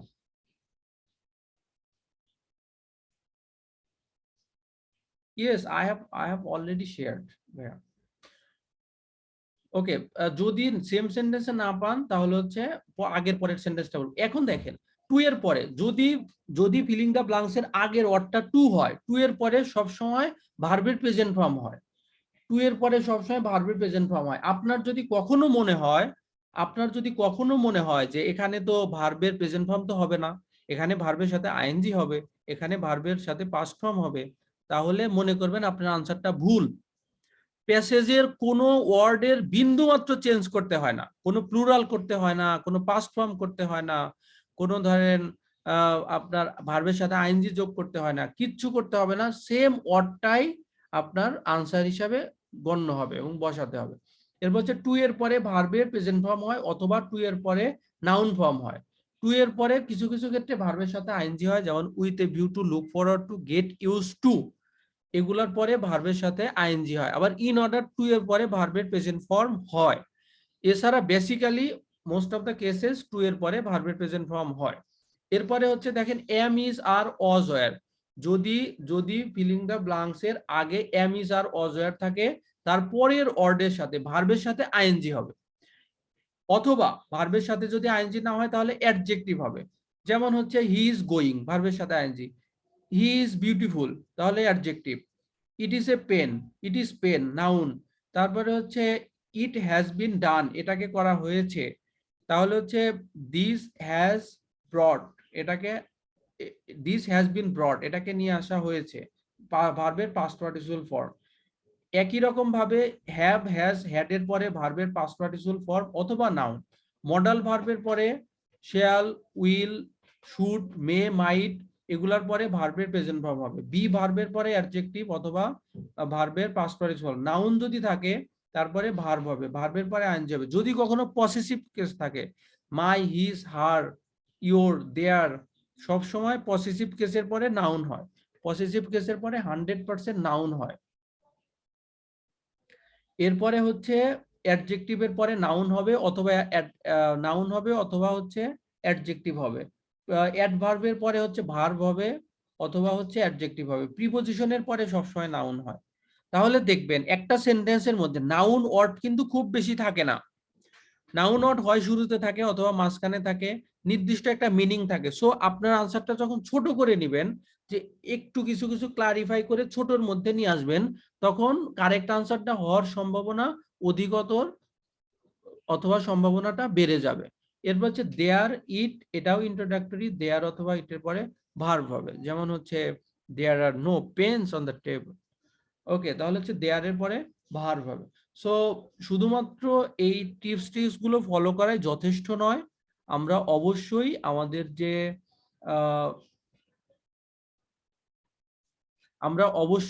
আমাদের মিনিংটাও করব, মিনিংটাও দেখব, আর টিপস গুলোও দেখব।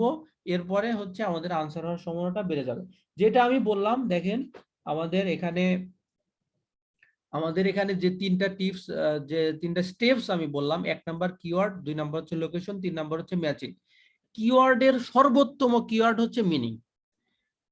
আপনি যদি মিনিংটাকে কিওয়ার্ড হিসাবে নেন, তাহলে হচ্ছে আমি আগেও বলেছি যে নিয়ার অ্যাবাউট 0% ভুল হওয়ার সম্ভাবনা। তাহলে হচ্ছে আমরা মিনিংটা নেব, যেটাকে কোথায় নিয়ে যাওয়া হয়েছিল। আনসারটা হচ্ছে আপনার কারা নিয়ে গিয়েছিল, আরবরা নিয়ে গেছিল। এরপরে হচ্ছে আপনার এই রোগটার নাম কি, প্লেগ। এরপরে হচ্ছে কি, পুট ড্যাশ অন নাটমেগ, নাটমেগের উপর কিছু একটা রাখা হয়েছিল। Finally obtain the island of dash.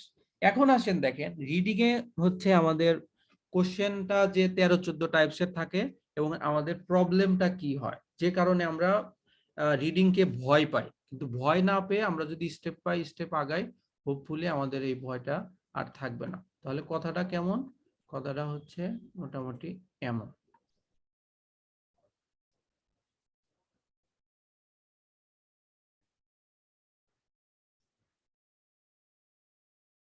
ওকে, দেখেন আমাদের এখানে রিডিং এর কোশ্চেনে কত মার্কস, মানে কতটা হলে কত মার্কস পাবেন। দেখেন আমাদের যদি 23টা থেকে 26টা হয়, তাহলে আপনি 6 পাবেন। আইএলস এ যদি 23টা থেকে, আইএলস এর রিডিং এ যদি 23টা থেকে 26টা হয়, আপনি 6 পাবেন। আইএলস এর যদি টোটাল 40টার মধ্যে 27 থেকে 29টা হয়, আপনি 6.5 পাবেন। আইএলস এর রিডিং এ যদি 40টার মধ্যে 30টা হয়, তাহলে আপনি 7 পাবেন। যদি 33-34টা হয়, তাহলে 7.5 পাবেন। 35-36টা হলে 8। আমি ইনশাল্লাহ প্রত্যেকটা বিষয়ের জন্য টিপস ট্রিক শিখাই দিব, এবং 11 থেকে 16 আমাদের যে ক্যামব্রিজের 11 থেকে 16 24টা টেস্ট আছে আমাদের প্রত্যেক শুক্রবার আর হচ্ছে মঙ্গলবার। আমাদের এই ক্লাসগুলো হয় প্র্যাকটিস বেসের। আপনাদের তো শনি সোম বুধ, আজকে হচ্ছে ওরিয়েন্টেশন বা হচ্ছে ইন্ট্রোডাক্টরি ক্লাস। শনি সোম বুধ আপনাদের এই ক্লাসগুলো ইনশাল্লাহ হবে। আর হচ্ছে প্রত্যেক শুক্রবার আর হচ্ছে মঙ্গলবার আমাদের রিডিং এর ক্লাসগুলো হবে। আমাদের রিডিং এর ব্যাচ, আগের ব্যাচে যারা ভর্তি হয়েছেন বা আগে যারা আরো কয়েক ব্যাচ আগে ভর্তি হয়েছেন, আপনি পরীক্ষা পর্যন্ত ক্লাস করতে পারবেন। আপনারাও ইনশাল্লাহ সবাই পারবেন। সো জাস্ট জানা রাখতেছি। আর আপনাদের রিডিং এর যে প্র্যাকটিস বেসের ক্লাসটা শুরু করবো ইনশাল্লাহ ঈদের পর থেকে, কারণ আপনাদের আরেকটু মানে করে নিচ্ছি, ইউজ টু করে নিচ্ছি এই টপিক গুলোর সাথে। এরপরে প্র্যাকটিস শুরু করবো ইনশাল্লাহ। তারপরে হচ্ছে দেখেন, আমরা যে রিডিং এ শুরু করতে ভয় পাই, আপনার হচ্ছে আমি আমার হচ্ছে পার্সোনাল ওপিনিয়ন থেকে বলতেছি, আমার আপন মামাতো ভাই, সে টরন্টো ইউনিভার্সিটিতে পড়াশোনা করে। আমি ওখানে দেখেছি, টরন্টো ইউনিভার্সিটি রিকোয়ারমেন্টে দেখেছি আমি বিবি এর পরে ওই রিকোয়ারমেন্ট গুলো নিয়ে অনেক ঘাটাঘাটি করতাম। তারপরে তো আলহামদুলিল্লাহ ঢাকা ইউনিভার্সিটি থেকে বিবিএমবিএ করার পর এখন সিএ তে আসছি। আমার কিছুদিন আছে সি এর সিসি কমপ্লিট হওয়ার। সো আচ্ছা, আমার কথা ভিন্ন। সো আমি টরন্টো ইউনিভার্সিটিতে ম্যাক্সিমাম দেখেছি বিশ্বের মধ্যে যে ওদের রিকোয়ারমেন্ট হচ্ছে 7, no band less than 7, no band less than 7। আপনার আইএলটিএস এর 7 লাগবে। এছাড়া অন্য যত ইউনিভার্সিটি আছে, আপনার কানাডা, অস্ট্রেলিয়া, ইউকে, আমেরিকা, এদের হচ্ছে 7 রিকোয়ারমেন্ট থাকলেও ইস ব্যান্ডে থাকে না ম্যাক্সিমাম। এটা তো ভাই ম্যাক্সিমামের কথা বলতেছি। আর কানাডিয়ান অল ইউনিভার্সিটিস 6.5, এই কয়েকটা ইউনিভার্সিটি ছাড়া। তাহলে 6.5 এর জন্য কত লাগবে? 27। আর 7 পাওয়ার জন্য কত লাগবে? 30। আপনাকে ভাই আমি যে লেভেলটা যেভাবে আলোচনা করতেছি, একটু ট্রাই করেন বোঝার, যে আমাদের প্যাসেজ অনটা সবসময় সহজ থাকবে। ভাই দেখেন, আমরা ছোটবেলা থেকে যে বিভিন্ন পরীক্ষা দিয়ে আসতেছি, এসএসসি, এইচএসসি অথবা ইউনিভার্সিটির, কোশ্চেনের কিন্তু একটা প্যাটার্ন থাকে। কোশ্চেন মানেই এই না যে সবাই 100 পাবে, কোশ্চেন মানেই এই না যে সবাই হচ্ছে 30ও পাবে না, এরকম না। কোশ্চেনের প্যাটার্নটা কিরকম থাকে? পরীক্ষা কোশ্চেনের প্যাটার্নটা থাকে এমন, যেরকম বলবো মোটামুটি ঠিক তেমন। কেউ এমন কোশ্চেন হয় যে কেউ কেউ শুধুমাত্র 30 পাবে, এমন কোশ্চেন হয় যে কেউ কেউ শুধুমাত্র 40 পাবে, এমন কোশ্চেন হবে কেউ কেউ 70 পাবে, কেউ যার 80 পাওয়ার সে 80 পাবে। আইএলটিএস এর কোশ্চেনও তাই। আপনি একটু রিসার্চ করে দেখবেন যে প্যাসেজ অনটা সহজ থাকে। সো যাদের শুধুমাত্র 5.5 দরকার, 6 দরকার। তুমি প্যাসেজ 1টা ভালো করে দেখো, আর প্যাসেজ 2টা দেখো। তুমি এখানে 13টার মধ্যে 8-10টা নাও, আর হচ্ছে প্যাসেজ 2 থেকে তুমি 8-10টা নাও, নিয়ে 10-10 20। তুমি যদি 19টা হয় 5.5। সো তুমি এটা নিয়ে কাটা পড়ো, তোমার দরকার শেষ, কাজ শেষ, তুমি আসো, সালাম, বিদায়।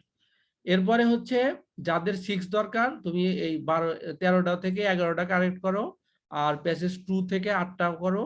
তো 11টা 8টা 19টা, প্যাসেজ 3 থেকে 4টা করো, 4টা। আমি কিন্তু রিয়েলিটি যেটা সেটা বলতেছি। সো আপনি যদি 23টা 6 দরকার, 6.5 দরকার হয়, আপনি প্যাসেজ 1 এ 12টা, প্যাসেজ 2 এ 10টা, প্যাসেজ 3 তে 5টা, তাহলে 12 10 22, 22 5 27, 6.5। ভাই কেউ কি আপনারে বলবে যে তোমার যে 6.5 আসছে, তুমি কি প্যাসেজ 1 থেকে কারেক্ট করেছিলে নাকি হচ্ছে প্যাসেজ 3 থেকে কারেক্ট করেছিলে? এই ধরনের কোনো কোশ্চেন কিন্তু আমাদের বলবে না। সো আপনি যদি প্যাসেজ 1 থেকে শুরু করেন এবং এই কোশ্চেনগুলো যদি অ্যাটলিস্ট কারেক্ট করার ট্রাই করেন, ভাই আপনার তো 40-এ 40টা দরকার নাই। আপনি তো আমার মতো এইভাবে টিচার হবেন না, বা হচ্ছে হলেও হন, আমার কোনো আপত্তি নাই, কিন্তু 9 ব্যান্ড পর্যন্ত আমার দরকার নাই। আমার দরকার আপনাকে, আমার দরকার 7 পর্যন্ত। 7-এর উপরে আপনি যখন 8-9 পেতে চাইবেন, তখন আপনাকে সেলফ প্র্যাকটিস করতে হবে। কিভাবে প্র্যাকটিস করতে হবে? আমি যে বিগিন থেকে যেভাবে বলতেছি এভাবেই শুরু করে প্র্যাকটিসটা শেষের দিকে বাড়াইতে হবে। আলহামদুলিল্লাহ, আমাদের ফাহিম তাহমিদ ভাইয়া এই গত সপ্তাহে তার রেজাল্ট হয়েছে, সে 8 পেয়েছে। লিসনিং এ 9, হচ্ছে রিডিং এ 8, এবং হচ্ছে স্পিকিং রাইটিং এ হচ্ছে 7 করে পেত। ভাই রাজশাহী ইউনিভার্সিটি রুয়েটেড স্টুডেন্ট ছিল। আমাকে সে ফ্রিকুয়েন্টলি সে আমাকে বলতো যে ভাই আমি আপনাকে এরকম ডিস্টার্ব করব, আপনি কিছু মনে করবেন না, আপনার প্রতি রিকোয়েস্ট, এই সেই হ্যান ত্যান। আমি খুব খুশি হতাম যে ভাই আপনি তো পড়াশোনাই করতে চাচ্ছেন, আমার কি সমস্যা। সে আমাকে রাইটিং লিখে লিখে দেখাইতো, বারবার বলতো যে ভাই আপনি আমার একটু দেখে দিবেন, একটু ইয়া করবেন। আমি বলছি কোনো সমস্যা নাই। আমি ইভেন ঈদের মধ্যেও সে আমাকে হচ্ছে বলতো যে ভাই একটু দেখে দিয়ে। সো আপনাদের যদি এরকম ডেডিকেটেড থাকে, ডেডিকেশন থাকে, আপনারা অবশ্যই আপনারাও ভালো স্কোর করবেন। কিন্তু আপনাকে শুরু করতে হবে এই মিডিয়াম লেভেল থেকে, বা আমি যে স্টার্টিং লেভেলটা বলতেছি এভাবেই শুরু করতে হবে। আর 7-এর উপরে পেতে চান, এটা আপনার ব্যক্তিগত সেলফ স্টাডি বা আপনার অভিজ্ঞতার, আপনার পড়াশোনার জোরেই আপনি পাবেন। শুধুমাত্র এই গুটি কয়েক টিপস ট্রিক্স দিয়ে 8-9 পাওয়া সম্ভব না। আপনাকে হচ্ছে ওই হায়ার ব্যান্ড লেভেল পর্যন্ত যেতে ব্যাপক পরিশ্রম করতে হবে, কিন্তু শুরুটা করতে হবে ভাইয়া এভাবে। এই প্যাসেজ 1টা সহজ হয়, প্যাসেজ 2টা একটু কঠিন হয়, প্যাসেজ 3টা আরো কঠিন হয়। সো সবই আমি আপনাদের দেখাবো স্টেপ বাই স্টেপ। কিন্তু আপনারা ভাই, আপনাদের কাছে রিকোয়েস্ট যে আপনারা শুরুটা করেন, আপনারা ভয় পায়েন না, শুরুটা করেন। স্টেপ বাই স্টেপ আপনি যখন 5 ব্যান্ড লেভেল কমপ্লিট করবেন, এরপর 6 ব্যান্ড লেভেল, এরপর 7 ব্যান্ড লেভেল। সো একবারই তো আর হবে না। এক ভাইয়া বলছেন যে ভাইয়া ক্যামব্রিজ জিটি রিডিং বুক অথবা ভোকাবুলারি কিভাবে প্র্যাকটিস করব, আপনি কি জিটি রিডিং এর কোনো ক্লাস করাবেন প্লিজ? হ্যাঁ, আমরা অবশ্যই, এই যে দেখেন ভাই, আমরা আজকে যে রিডিং এর ক্লাসগুলো করাচ্ছি, এটা কি ভাই জিটি যারা দেবেন তাদের হচ্ছে রিডিং এর সাথে কি এই ফিলিং দা ব্ল্যাঙ্কস এর কোনো অমিল আছে বলেন? লিস্ট অফ হেডিংস বলেন, মাল্টিপল চয়েস কোশ্চেন বলেন, অথবা হচ্ছে অন্যান্য কোশ্চেন বলেন, কোনো অমিল নাই। তারপরেও জিটিতে যারা আছেন, শুধুমাত্র জিটির জন্য স্পেশাল একটা ক্লাস হবে রিডিং এর, ওভারঅল একটা আইডিয়ার জন্য। আর প্র্যাকটিস তো প্র্যাকটিস। আর একাডেমিক হচ্ছে একটু টাফ, একাডেমিকের চেয়ে জিটি অনেক কম্পারেটিভলি সহজ, কিন্তু মার্কিং ক্রাইটেরিয়াটা ঝামেলা, এজন্য হচ্ছে আমাদের এরকম কঠিন মনে হয়। এখন হচ্ছে ভাই আমি আপনাদের কনক্রিট কিছু রুলস দিচ্ছি বা কনক্রিট কিছু কথা বলতেছি, মন খারাপ হলে কিছু করার নাই। সেটা হচ্ছে ভাই, আপনি যদি 7 পেতে চান, ক্যামব্রিজ 11 থেকে 16 খুব বুঝে বুঝে সলভ করতে হবে, একটা কোশ্চেনের জন্য বাকি না থাকে। আর এটা যে আমি ক্লাস নিয়ে 10-12টা 24-30টা 40টা ক্লাস নিয়ে আপনাকে ছেড়ে দেবো এরকম না। প্রত্যেকটা টেস্ট ইনশাল্লাহ আমাদের সাথে থাকবেন, আমাদের সাথে করবেন। আপনি ক্যামব্রিজ 11 থেকে 16 প্রত্যেকটা ক্যামব্রিজের প্রত্যেকটা টেস্ট বুঝে বুঝে করবেন। এ পর্যন্ত আমি আমার ইউনিভার্সিটি লাইফ থেকে আমি কোচিং এ পড়িয়েছি, এখন এভাবে পড়াচ্ছি, কোনোদিন দেখি নাই যে ক্যামব্রিজ 11 থেকে 16 খুব ভালো মতো বুঝে বুঝে সলভ করে পড়েছে আর 7 পাইনি, এরকম আমি কখনো পাই নাই। ক্যামব্রিজ তাহলে রিডিং এর সহজ পরামর্শ কি? ক্যামব্রিজ 11 থেকে 16 বুঝে বুঝে পড়বেন। কিভাবে পড়বেন, কিভাবে প্রত্যেকটা কোশ্চেন আলাদা আলাদা আনসার করবেন, এগুলো আমাদের ক্লাসে ডিসকাস হবে। 1 নাম্বার রিডিং এর কথা বলবো। রাইটিং এ ভাইয়া, রাইটিং এর টাস্ক 1 এর 7টা টাইপস আমি শিখাবো। টাস্ক 1 এর এটা আপনারা মিনিমাম 7 দুগুণা 14টা হাতে কলমে লিখবেন। যদি এটা বোরিং একটা কাজ, সবসময় আমি সবাইকে বলি, তারপরেও হাতে কলমে লিখতে হবে। রাইটিং টাস্ক 1 মিনিমাম 14টা। আর রাইটিং টাস্ক 2 আমাদের একটা কমন টেমপ্লেট আছে, শুধু কমন টেমপ্লেট না, এই যে আপনাদের যে বেসিক যে গ্রামার গুলো দিয়েছি, রেকর্ড গুলো দিয়েছি, এগুলোর পর আরো কি কিভাবে অ্যাডভান্স ওয়েতে লেখা যায়। ভাই আমাদের স্পিকিং আর রাইটিং এর জন্য আমাদের দুনিয়ার সব গ্রামার আমরা শিখবো না। আমি যখন ক্লাস হবে তখন আরো নির্দিষ্টভাবে 5-7টা গ্রামার আমরা ডিসকাস করব এবং 100% মেক শিওর করাবো আপনাদেরকে দিয়ে ইনশাল্লাহ। এবং আপনারা তো অবশ্যই এখানে নিজের তাগিদেই এসেছেন, সো আপনাদের অবশ্যই নিজের উদ্যমও অবশ্যই আছে। আপনারা অবশ্যই কথাগুলো, আমার রিকোয়েস্ট গুলো অবশ্যই রাখবেন। 5-7টা গ্রামার শিখবেন এবং মেক শিওর যে 5-7টা গ্রামার আপনি ফাইনালে ইমপ্লিমেন্ট করতে পারেন। আপনি হাজার হাজার শিখলেন কিন্তু ফাইনালে বলতে পারলেন না, ওয়াল আর ইন ভেইন। আসলে এগুলোর কোনো তাহলে বৃথা হয়ে গেল, কোনো দাম থাকলো না। সো আপনি শেখেন কম, অল্পই ব্যবহার করেন কেল্লাফতে, মানে আপনার আইডিয়া সহ, মানে হচ্ছে আপনি উত্তীর্ণ। রাইটিং এও কমন কিছু অ্যাডভান্স গ্রামার, কমন কিছু ভোকাবুলারি, এরপরে হচ্ছে যে স্পিকিং ভোকাবুলারিও হচ্ছে আমি আপনাদেরকে নির্দিষ্ট কিছু টপিক ওয়াইজ ভোকাবুলারি দেবো। ভাই আপনি হাজার হাজার ভোকাবুলারি মুখস্থ করেন, আমার কোনো আপত্তি নাই, কিন্তু মেক শিওর যে আমি যেগুলো দিয়েছি এগুলো আগে আপনি আগে মুখস্থ করেছেন। তো ভাই সবকিছুর জন্য ডেডিকেশন লাগে, ডেডিকেশন ছাড়া আসলে লাইফে কিছুই হয় না। আপনি আজকে দেখেন যারা বিসিএস দিয়ে পড়াশোনা করতেছে, আমি আমার ইউনিভার্সিটির হলে দেখেছি 2 বছর 3 বছর 4 বছর পর্যন্ত অনেকে একটানা লাইব্রেরিতে বসে পড়াশোনা করে তারপর তারা হচ্ছে বিসিএস ক্যাডার হয়েছে, ম্যাজিস্ট্রেট হয়েছে। আমি আমার ইউনিভার্সিটি লাইফে সেকেন্ড টাইম আমি চান্স পেয়েছি ঢাকা ইউনিভার্সিটিতে। আমার মনে আছে, কেউ মাইন্ড করবেন না, সবাই এখানে অ্যাডমিটেড স্টুডেন্ট, সো কেউ মাইন্ড করবেন না।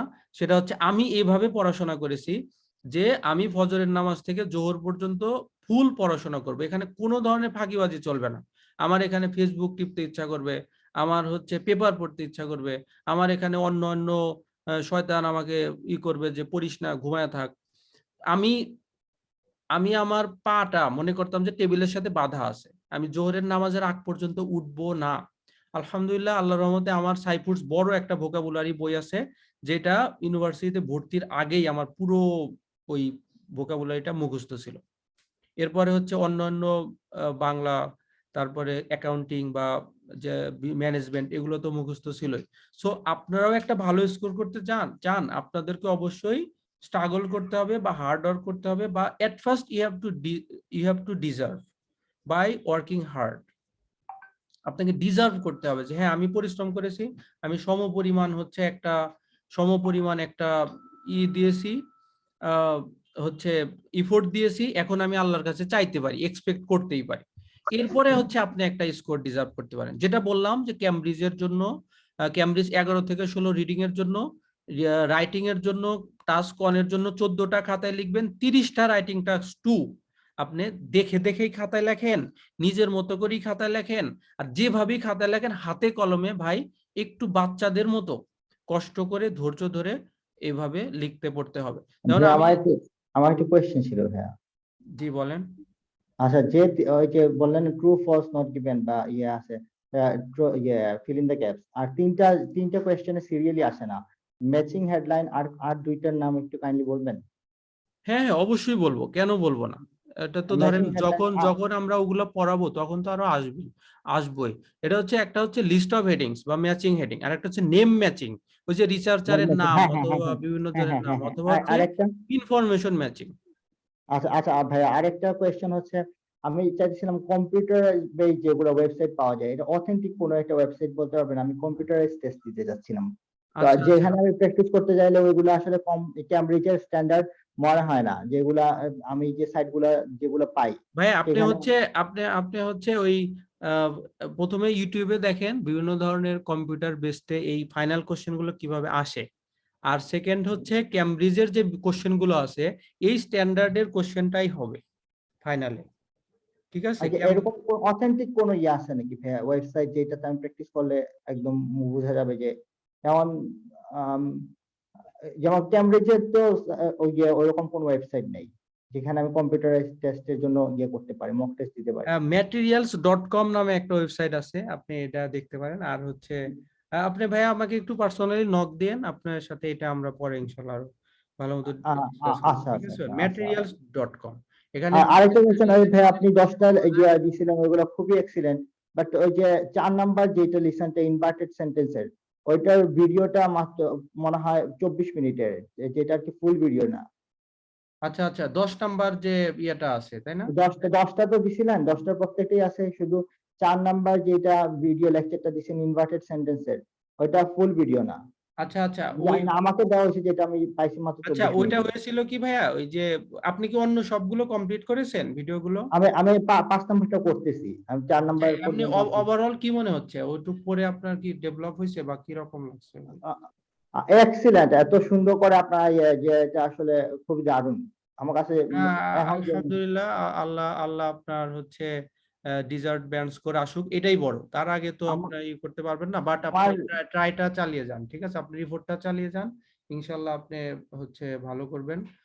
আর এইভাবে ভাইয়া যে যে যে লেভেলেরই থাকেন না কেন, যে ইউনিভার্সিটি হন না কেন, কেউ মাইন্ড করবেন না।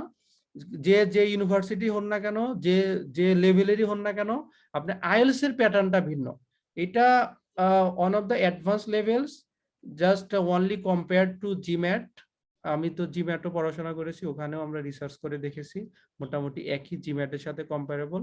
এছাড়া আপনি যেখানকারই হন না কেন, আপনাকে এখানে এসে পড়াশোনা করেই আইএলটিএস এর স্কোরটা নিতে হবে। আমাদের অনেক পরিচিত মানুষজন আছে যারা একজনের নাম বললেও চিনবেন, উনি ফেসবুকে মোটামুটি ফেমাস আর কি। উনি ধরেন কোন এরকম একটা ডিগ্রি পাস করেছেন বা হচ্ছে ধরেন ন্যাশনালকে আমি রেসপেক্ট করি, কারণ তারাও বিশ্বের মধ্যে অনেক বড় একটা আমি কাউকে ছোট করে দেখছি না, জাস্ট এক্সাম্পল হিসেবে বলতেছি। সো ওখান থেকে কিন্তু আইএলটিএস এ উনি 8 পেয়ে এখন ভালো একটা পজিশনে আছেন কানাডাতে, জিটি দিয়ে ওখানে গেছেন। সো এখানে যারা আসেন পড়াশোনা করেই আপনাকে একটা লেভেলে আসতে হবে, কিন্তু beginning is the always hardest. But এটাকে ওভারকাম করার জন্য আপনাকে সময় দিতে হবে, স্টেপ বাই স্টেপ। কখনোই আপনি এই একবারে হায়ার ব্যান্ড লেভেলে যাবেন না, এবং আপনার মধ্যে জিরো লেভেলে আছেন এমনও না, কিন্তু স্টেপ বাই স্টেপ এভাবে আগাতে হবে। যেটা বলছিলাম যে ক্যামব্রিজের 11 থেকে 16 রিডিং, আর রাইটিং এর জন্য হচ্ছে রাইটিং টাস্ক 1 14টা খাতায় লিখবেন, রাইটিং টাস্ক 2 হচ্ছে 30টা খাতায় লিখবেন। আর স্পিকিং এর জন্য আমরা, আপনার যদি ফুল আইএলটিএস কোর্সের ব্যাচ, আমরা 60টা কোশ্চেন দিব পার্ট 1 এর জন্য, ঠাড়া মুখস্থ করবেন, বলবেন ন্যাচারালি, ডোন্ট মাইন্ড। আপনারা হচ্ছে বলবেন ন্যাচারালি। ভাই আপনি এখন প্র্যাকটিস করতে যাচ্ছেন, অ্যাডভান্স লেভেল চিন্তা না করেই কারোর সাথে প্র্যাকটিস করতে যাচ্ছেন, ভাই আপনি তো জানেনই না কি প্র্যাকটিস করব। So yes no hi hello how are you এগুলা দিয়ে তো প্র্যাকটিস করে লাভ নাই। আপনি অ্যাডভান্স জিনিসগুলো প্র্যাকটিস করেন আপনার স্পিকিং পার্টনারের সাথে। সো তার আগে নিজে নিজে প্র্যাকটিস করেন, ভোকাবুলারি গুলো মুখস্থের মাধ্যমে, ফ্রেজ গুলো মুখস্থের মাধ্যমে, অ্যাডভান্স প্রিপোজিশনের মাধ্যমে।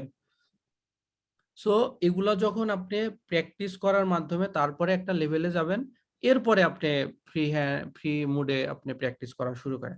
দেখেন আইএলটিএস কোনো কম্পিটিশনের কোনো পরীক্ষা না। আপনি সবাই যদি 9 পায়, আইএলটিএস এর কি ব্রিটিশ কাউন্সিল আইডিপির কিচ্ছু আসে যায় না। সবাই যদি 0 1 2 3 4 ব্যান্ড স্কোর পায়, তাও কিচ্ছু আসে যায় না। এখন ভাই আমি হচ্ছে শেষ কিছু কথা যেটা বলতেছিলাম, যে আপনাকে হচ্ছে যত কষ্টই হোক, যত যেভাবেই হোক, আপনাকে হচ্ছে পড়তে হবে ভাই, আদারওয়াইজ ভালো স্কোর করা প্রায় অসম্ভব। এখন আপনি যে লেভেলেই থাকুন না কেন, আপনাকে কষ্ট করতে হবে। যেমন হচ্ছে আমি একটা উদাহরণ দিচ্ছিলাম যে আমার সিএ ফার্মের একটা ফ্রেন্ড ছিল, সারাদিন তো সিএ ফার্মে অডিটের কাজ করতে হয় সবাই জানে। সো ওকে দেখতাম যে ভোরে ভোরে হচ্ছে সে উঠতো ফজরের নামাজের আগে উঠে ফজরের নামাজটা পড়ে, ফজর নামাজের আগেও পড়াশোনা করতো, এরপর হচ্ছে নামাজ পড়েও পড়াশোনা করতো। ধরেন 10টায় অফিস, 8টা 9টার সময় রওনা দিলেই হয়। সো এই সময়টা সে একটানা পড়াশোনা করতো, যেখানে অন্য কারো ফোন নাই, কারো ডিস্টার্ব নাই। সো একটানা সে পড়াশোনা করতো। সো আপনাকেও, যেহেতু আপনি নিজের তাগিদে আসছেন, আপনার রিকোয়ারমেন্ট কতটুকু, আপনার আইএলটিএসটাকে আপনার লাইফের জন্য কতটা ইম্পর্টেন্ট। অনেকেই আছেন যে শুধুমাত্র আইএলটিএসই তার বাধা, আর সবকিছু তার গোছানো। সো আপনাকে হচ্ছে এই জিনিসটাই এমন না যে কেউ আপনাকে গোছায় দেবে, আপনি দেশের বাইরে যে আপনাকেই কথা বলতে হবে। আর ইনশাল্লাহ 100% গাইডলাইন্স বলেন বা সাপোর্ট বলেন, অ্যাডিশনাল সাপোর্ট বলেন, যা যা লাগে ইনশাল্লাহ আপনারা যেহেতু আমাদের এখানে ভর্তি হয়েছেন, আপনাদের প্রতি সবসময় কৃতজ্ঞতা এবং অসংখ্য ধন্যবাদ যে আমাদের উপর একটা আস্থা রেখেছেন। আল্লাহ তাআলা আস্থার পূর্ণ প্রতিদান দিক। আর যে কোনো সময় আপনাদের যে কোনো ধরনের হেল্প লাগে, সেটা শুধুমাত্র ক্লাস টাইমেই যে তা না, অন্যান্য সময় যদি আমাদেরকে জানাবেন, আমরা অবশ্যই সর্বোচ্চ চেষ্টা করব আমাদের মানুষ হিসাবে, ছোট ভাই হিসাবে বা বড় ভাই হিসাবে বা ফ্রেন্ড হিসাবে, যে যেভাবে বলেন না কেন, আমরা ইনশাল্লাহ ম্যাক্সিমাম এফোর্টটা দেব। কিন্তু একটা জিনিস ভাই মাথায় রাখবেন, সবাই হচ্ছে ম্যাচিউরড মানুষ, যে আপনি সেলফ স্টাডি না করলে আপনার ভালো স্কোর করা সম্ভব না। আপনি যদি নিয়মিত পড়াশোনা না করেন, এখন আমি যতই বলি, আপনি যদি 2-4 মাস একটা না পড়েন, আপনি ভুলে যাবেন। এই জন্য আমরা কি করেছি দেখেন, আমাদের স্পিকিং এর জন্য শুধুমাত্র 6টা এখানে ক্লাসই না, প্র্যাকটিস বেসের ক্লাসও আছে। রাইটিং এর জন্য আলাদা ক্লাসও আছে প্র্যাকটিস বেসের, কারণ এগুলো তো প্র্যাকটিসের তো কোনো শেষ নাই। আপনি স্পিকিং এর অসংখ্য জিনিস নিয়ে প্র্যাকটিস করতে পারেন। রাইটিং এর অনেক টাইপসের question type same, but idea হতো ভিন্ন। সো ভিন্ন ভিন্ন টপিক নিয়ে আপনি ডিসকাস করবেন বা লিখবেন। আর লিসনিংটা মোটামুটি ইজিয়ার, আপনি লিসনিংটা দিয়ে হচ্ছে মার্কস তুলবেন, যে হচ্ছে 8-9। লিসনিং এ কোনো ছাড় নাই ভাই। লিসনিং এ যে রিডিং এ যেমন আপনাকে ছাড় দিচ্ছি, যে আপনি 23টা কারেক্ট করলেই 6, আর 27টা কারেক্ট করলেই 6.5, আর 30টা হইলেই হচ্ছে 7। দেখেন, আপনি যদি 10টা কোশ্চেন ভুল করেন, তাও আপনি 7 পাচ্ছেন। হোয়াট ডাজ ইট মিন? এটার মানে হচ্ছে 10টা কোশ্চেন আপনার জন্য ভুল করা জায়েজ, নাউজুবিল্লাহ, যে আপনি হচ্ছে ভুল করেও 7 পেতে পারেন। আপনি এখন শুরুর দিনেই যদি যায় দেখেন যে আরে আল্লাহ, আইএলস এত কঠিন, আমি তো 10টা কোশ্চেন পারি না, সো আপনি তো শেষের দিন যায়ও 10টা কোশ্চেন পারবেন না। সো অ্যাকসেপ্ট করেন যে হ্যাঁ, এটা কঠিন, এত দূর আমি যেতে পারবো না, আমার 7 হলেই হবে। তাহলে দেখবেন আপনি একটা ওই গোছানো ওয়েতে আগান, ইনশাল্লাহ আপনি ডিজার্ট ব্যান্ড স্কোরটা আনেন। 7 আপনি আগে ফিক্সড করেন, আপনি টার্গেট কত, এরপরে আপনি একটু উল্টা দিকে আসেন যে আমাকে 7 পাইতে হবে, এটা চিন্তা না করে মনে করেন আমার 10টা ভুল করা যায়, মানে 10টা কোশ্চেন আমি ভুল করতে পারবো, কোনো সমস্যা নাই, তারপরে আমার 7 থাকে। সো এরপর যখন আপনি কোশ্চেন দেখবেন, আপনার ভয় লাগবে না, দূর এই 2-4টা কঠিন থাকবেই, এটা আমার ব্যাপার না, অন্যগুলো আমার ঠিক করতে হবে, আমার 30টা যদি ঠিক হয় তাহলে আমার চলবে। এই কথাটার সাথে কি একমত সবাই? জি ভাইয়া। ওকে, তাহলে ইনশাল্লাহ যেভাবে বললাম এইভাবে জাস্ট শুরুটা করেন, আর এইভাবে নিয়মিত লেগে থাকেন, চর্চা করেন। চর্চার মাধ্যমেই আপনি আপনার কাঙ্ক্ষিত লক্ষ্যে পৌঁছাতে পারবেন।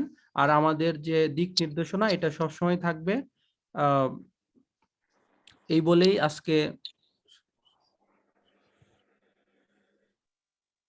আজকের মতো এখানেই সমাপ্তি। রুটিন অনুযায়ী আমাদের ক্লাস হবে, সবাই লিভ নিতে পারেন, আর কারো কোনো কোশ্চেন থাকলে করতে পারেন, আদারওয়াইজ ভাই সবাই আমার লিভ। একটা কোশ্চেন ছিল জি জি বলেন। লিসনিং এর। জি বলেন। আমি বাসায় লিসনিং প্র্যাকটিস করছিলাম, কিন্তু আমার দেখা গেছে যে 1 আর 2 এর মধ্যে আমার প্রায় 19টা 20টা 21টা হয়ে যায়, জি কিন্তু সেকশন 2 আর 3 আর 4 এ যে আমার 2টা বা 3টা এরকম হইতেছে, মানে হইতেছেই না, বেশিরভাগ এরকমই হইতেছে। ওকে মানে ওকে, আমরা লিসনিং এর ক্ষেত্রে একটা কমন ভুল যেটা করি, যে পার্ট 1 পার্ট 2 তে অনেক সময় দিয়ে থাকি, সবচেয়ে কঠিন থাকে পার্ট 3। সো আপনি যখন পার্ট 3 তে সময় দিবেন, পার্ট 3 তে যখন বেশি সময় দিবেন, তখন দেখবেন যে পার্ট 3 এর চাপে পার্ট 1 পার্ট 2 অটো হয়ে গেছে, বুঝছেন? সো আর পার্ট 3 তে ব্যাপক প্যারাফ্রেজিং করা থাকে। ওগুলো আপনি কি করবেন, যে এই বইয়ের শেষে দেখবেন অডিও স্ক্রিপ্ট আছে, অডিও স্ক্রিপ্ট গুলো দেখবেন, দেখে বইয়ে মাঝে মাঝে লিখে রাখবেন যে কোন অর্ডের পরিবর্তে কোন অর্ডটা আসছে, প্যারাফ্রেজটা কিভাবে আসছে, সিনোনিমটা কিভাবে আসছে, ঠিক আছে? আর পার্ট 3টা না হওয়ার কারণ হচ্ছে ফুল সেন্টেন্সের মিনিং না বোঝা, ফুল ডায়লগের মিনিং না বোঝা। এটার ডেভেলপমেন্ট করার উপায় হচ্ছে আপনি প্রথমে 4-5 মিনিটের একটা অডিও শুনবেন, কোন প্রকার কোশ্চেন দেখা ছাড়া। আমরা বাংলাদেশি অডিও হলে কি করি, ধরেন আপনি ডায়লগ একটা টক শো শুনতেছেন, আপনি যদি কথার মাঝখানে যান বুঝবেন না আপু? জি কিন্তু ইংরেজি হলে কিন্তু আমাদের আর মাঝখানে যে বুঝতে আর ভালো লাগে না, ভালো লাগে? না না কিন্তু এজন্য লিসনিং আপনি মাঝে মাঝে কোনো কোশ্চেন আনসার ছাড়া ক্যামব্রিজের অডিও স্ক্রিপ্ট শুধুমাত্র শুনবেন, 5 মিনিটের যদি হয়, দেখবেন 2 মিনিট পর আপনি কনসেন্ট্রেশন হারিয়ে ফেলছেন। তাহলে কি করবেন, 2 মিনিট পর আবার নতুন করে শুরু করবেন, ঠিক আছে? জি। আবার যখন নতুন করে শুরু করবেন তখন হচ্ছে আবার দেখবেন এবার আর 2 মিনিটে কনসেন্ট্রেশন ব্রেক হবে না, এবার হয়তো 3 মিনিটে ব্রেক হবে, হয়তো 4 মিনিটে কনসেন্ট্রেশন ব্রেক হবে। তো যখনই আবার কনসেন্ট্রেশন ব্রেক হবে তখন আবার নতুন করে শুরু করবেন। আর পার্ট 3 এর কোশ্চেন হচ্ছে 35 প্লাস নির্ধারক, যে আপনার কি 35টা হবে নাকি 36টা হবে নাকি 34টা হবে। সো পার্ট 3 এর কোশ্চেনটা হচ্ছে এই এই একদম লাস্ট লেভেলের 9 ব্যান্ড লেভেলের কাছাকাছি লেভেলের কোশ্চেন। সো ওখানে প্যারাফ্রেজ করা থাকবেই, এটাই স্বাভাবিক, ব্যাপকভাবে প্যারাফ্রেজ করা থাকে, কখনো কখনো পজিটিভ কথাকে নেগেটিভ দিয়ে ঘুরিয়ে ফেলে। আচ্ছা, এগুলো কি আমরা কি খাতার মধ্যে কি লিখে লিখে প্র্যাকটিস করবো নাকি জাস্ট শুনলেই হয়ে যাবে না না না, অবশ্যই আপনি এটাকে সেলফ রিসার্চ করবেন, বইয়ের মধ্যেই লিখে রাখবেন, বইয়ের মধ্যে? বইয়ের মধ্যেই শুধুমাত্র এই প্যারাফ্রেজটা কি কি কারণে আসছে, কোন কারণে আসছে, এই এই কথাগুলো খুব সুন্দর করে লিখে রাখবেন। জি ভাইয়া। আর যখন যখন আসে লিসনিং আসে তখন ইনশাল্লাহ আমি এগুলো আরো বিস্তারিত দেখাবো হাতে কলমে, বুঝছেন? আর বিশেষ করে ওই যে পার্ট 3 এর যে একটা শর্ট কোশ্চেন আনসার আছে বা নোট টেকিং আছে, এটাকে হচ্ছে ধরেন কিছু টেকনিক আছে, আহ ওগুলো আমরা ইনশাল্লাহ লিসনিং এর সময় বিস্তারিত আলোচনা করব। আর রাইটিংটা তো সবচেয়ে বেশি প্রবলেম, এটা হ্যাঁ তো হ্যাঁ, একবারে রাইটিং তো আপু 0%। রাইটিং প্র্যাকটিস ব্যাচের যে ক্লাসটা হবে এখান থেকে আপনারা 8টা ক্লাস পাবেন, আবার মেইন ব্যাচ থেকে আপনারা 7-8টা ক্লাস পাবেন। সো ইনশাল্লাহ দেখবেন যে এরপরে আর বলবেন না প্রবলেম আছে। ইনশাআল্লাহ এরকমই যদি হয়। না আমি হ্যাঁ। আমি কিন্তু বলছি না যে আমি আপনাদের সব হাতে ধরায় দেব আপনি 7 পেয়ে যাবেন, আমি বলছি এইভাবে আমি দেখায় দেব, আপনারা এইভাবে প্র্যাকটিস করবেন, ইনশাল্লাহ তারপরে হচ্ছে আপনি ভালো স্কোর করবেন। ঠিক জি, আছে আপু, ইনশাআল্লাহ। আজকে আমাকে একটা স্টুডেন্ট জিজ্ঞেস করতেছে ভাই তাকে কি একটা কোচিং বলছে যে তাকে সে 7 পাওয়ায় দিবে। সো অনেকে আমাকে বলে যে এখানে আপনার 7 কি গ্যারান্টেড, আমি বলছি নো ওয়ে, কোনো গ্যারান্টি নাই। আপনাকে গ্যারান্টি আমি পড়াশোনা কিভাবে দেবো, আছে। আপনার লেভেল আমাকে জানতে হবে, আপনার সাথে আমার লাইফের ফার্স্ট কথা, আপনার লেভেল আমি কিভাবে জানবো? যারা 7, 8, 9 পাচ্ছে তারা, আমার যারা স্টুডেন্ট পাইছে তারা পড়াশোনা করেই পাইছে, আপনাকে পেতে হলে আপনাকে ভাবে পড়াশোনা করেই পেতে হবে। পড়াশোনা করতে হবে। কারো হয়তো 1 মাস লাগবে, আপনার ক্ষেত্রে হয়তো 2 মাস লাগবে, কারো 3 মাস লাগবে, কারো 3 মাস জি। লাগবে, আপনাকে হয়তো 4 মাস লাগবে। এক আপু বলছেন যে আমিও ধোকা খাইছি, 18 টাকা নিয়েছে। ওকে সরি। ভাইয়া আপনাদের কোর্স শেষে কি ভাইয়া মক টেস্টের আছে নাকি হ্যাঁ ভাইয়া? হ্যাঁ হ্যাঁ, আপনারা যারা ফুল কোর্সে আছেন আপনারা জি। একটা করে মক টেস্ট করবেন, ঠিক আছে, লিসনিং আর রাইটিং এর জন্য, ঠিক আছে? আচ্ছা ভাই, একটা পড়ার একটা একটু দেন 2 মিনিট, যে কিভাবে শুরু করলে আমরা একদম মানে সারাদিন মানে প্রতিদিনের একটা রুটিন, যে ওকে, আপনারা প্রতিদিনের এভাবে একটা করেন রুটিন, প্রতিদিন। সেটা হচ্ছে সকালে ঘুম থেকে উঠে ইনশাল্লাহ নামাজ কালাম পড়ার পরে, ঠিক আছে, আপনি লিসনিংটা দিয়ে শুরু করবেন, একটা লিসনিং করবেন, একটা লিসনিং প্রথমে একটা টেস্ট দিবেন, দিয়ে 40 মিনিট বা 30 মিনিট যাই লাগলো, ওখানে দেখবেন কি কি ভুল হয়েছে, বুঝছেন আপু? ওখানে জি। দেখবেন যে কি কি ভুল হয়েছে।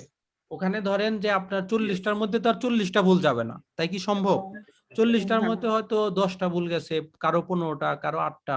সো শুধুমাত্র যে 10-12টা ভুল যাবে, ওই 10-12টার উপরে আক্রমণ চালাবেন, ঠিক আছে? যে কেন ভুল গেল, হ্যাঁ। কেন ভুল গেলি, কোন ওয়ার্ড দিয়ে ভুল গেলি, কেন আমি বুঝলাম না।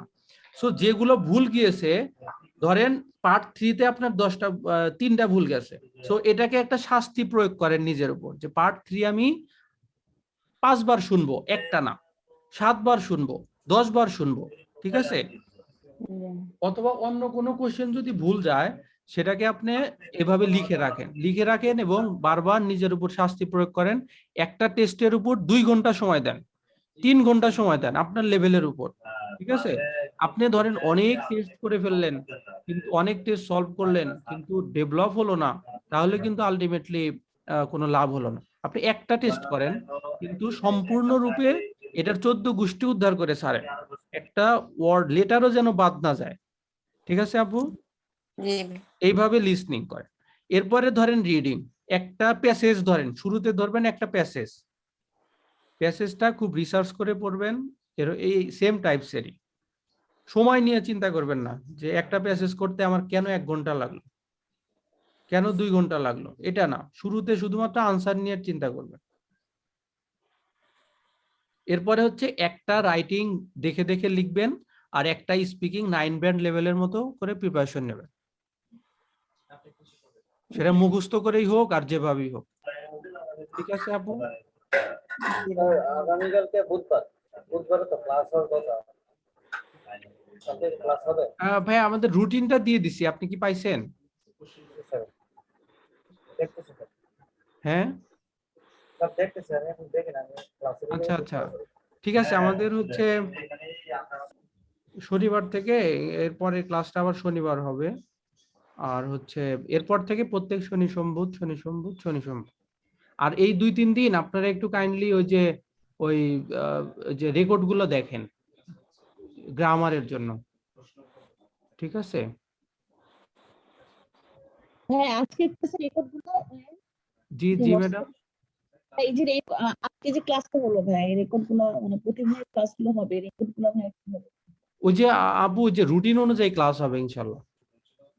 না ভাই রেকর্ডের কথা বলতেছি তো ভাই, ও আজকে যে আচ্ছা, class- রেকর্ড কি আপনি পাননি আপু? না আজকের ক্লাসটা ভাইয়া। ও আজকের ক্লাসের রেকর্ড? জি ভাইয়া। আচ্ছা আচ্ছা, যারা যারা চায় তাদেরকে দিয়ে দিব ক্লাস রেকর্ড, ঠিক আছে? কারণ হচ্ছে ওই রেকর্ড দিলে হয় কি মানে হচ্ছে ওই লাইভ ক্লাসের আগ্রহ হারিয়ে ফেলে। আসলে লাইভ ক্লাসের সাথে কখনোই রেকর্ড ক্লাস হচ্ছে ইয়া করা যায় না, কম্পেয়ার করা যায় না। আপনারা চাইলে আমি সবাইকে দিয়ে দেবো, কিন্তু আমি আমি এটা ইয়া করি যে আপনারা লাইভ ক্লাস করেন।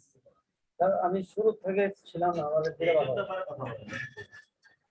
আপনারা যেভাবে বলেন আমার কোনো আপত্তি নাই। ভাইয়া আমরা তো রেগুলার ক্লাস করবো, গ্রামারের সাথে ক্লাস যদি রেকর্ডটা পাই তাহলে ভাইয়া আমরা আবার রেকর্ডও দিব লাইভও দিব, আপনাদের যা জি ভাইয়া। চান তাই দেবো ইনশাল্লাহ। জি ভাইয়া, থ্যাংক ইউ ভাইয়া। আপনি কি চান, আমি কি সবাইকে মেইন ক্লাস দিয়ে দিব বলেন, তাহলে সেভাবে দিয়ে দেব। স্যার গ্রামারের রেকর্ড ক্লাসটা কোথায় পাবো? আচ্ছা, গ্রামারের রেকর্ড ক্লাস আমাদেরকে হোয়াটসঅ্যাপে নক দেন। আচ্ছা ভাইয়া, একটা কথা বলছিলেন যে ফ্রাইডে আর টুইসডে তে জি জি, ওই যে ক্যামব্রিজের 11 থেকে 16 একটা করে টেস্ট প্র্যাকটিস হবে। ওগুলোতে আমরা অ্যাটেন্ড করতে পারবো ফ্রাইডে টুইসডে? 100%। আপনারা হচ্ছে এটা আপনাদেরকে দেবো ঈদের পর থেকে, আপনাদেরকে একটা মানে মোটামুটি একটা ওই যে রিডিং গুলো টপিক ওয়াইজ ডিসকাশনের পর এরপরে আপনাদের প্র্যাকটিস বেসে ক্লাসগুলো দিব, ঠিক আছে? ফ্রাইডে টুইসডে তাহলে ঈদের পরে শুরু হবে? জি জি, ঈদের মানে পরে পরীক্ষা। একটানা শুরু হবে, যতদিন ইচ্ছা আপনারা।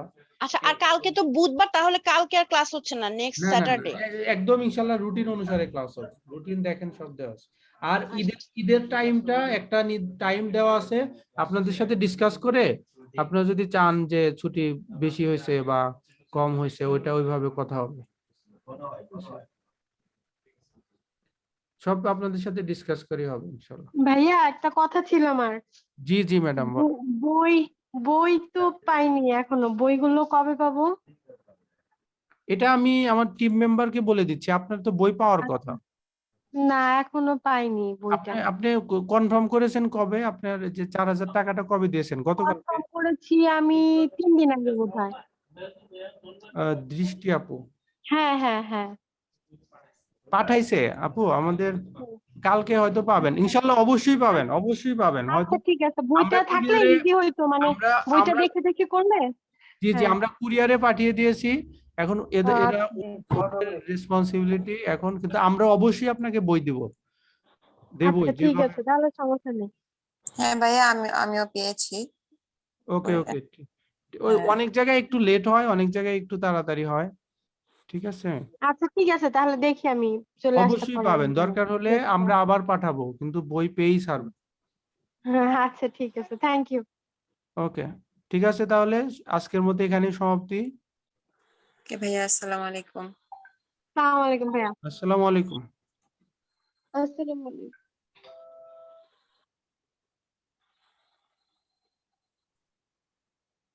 আসসালামু আলাইকুম ভাইয়া।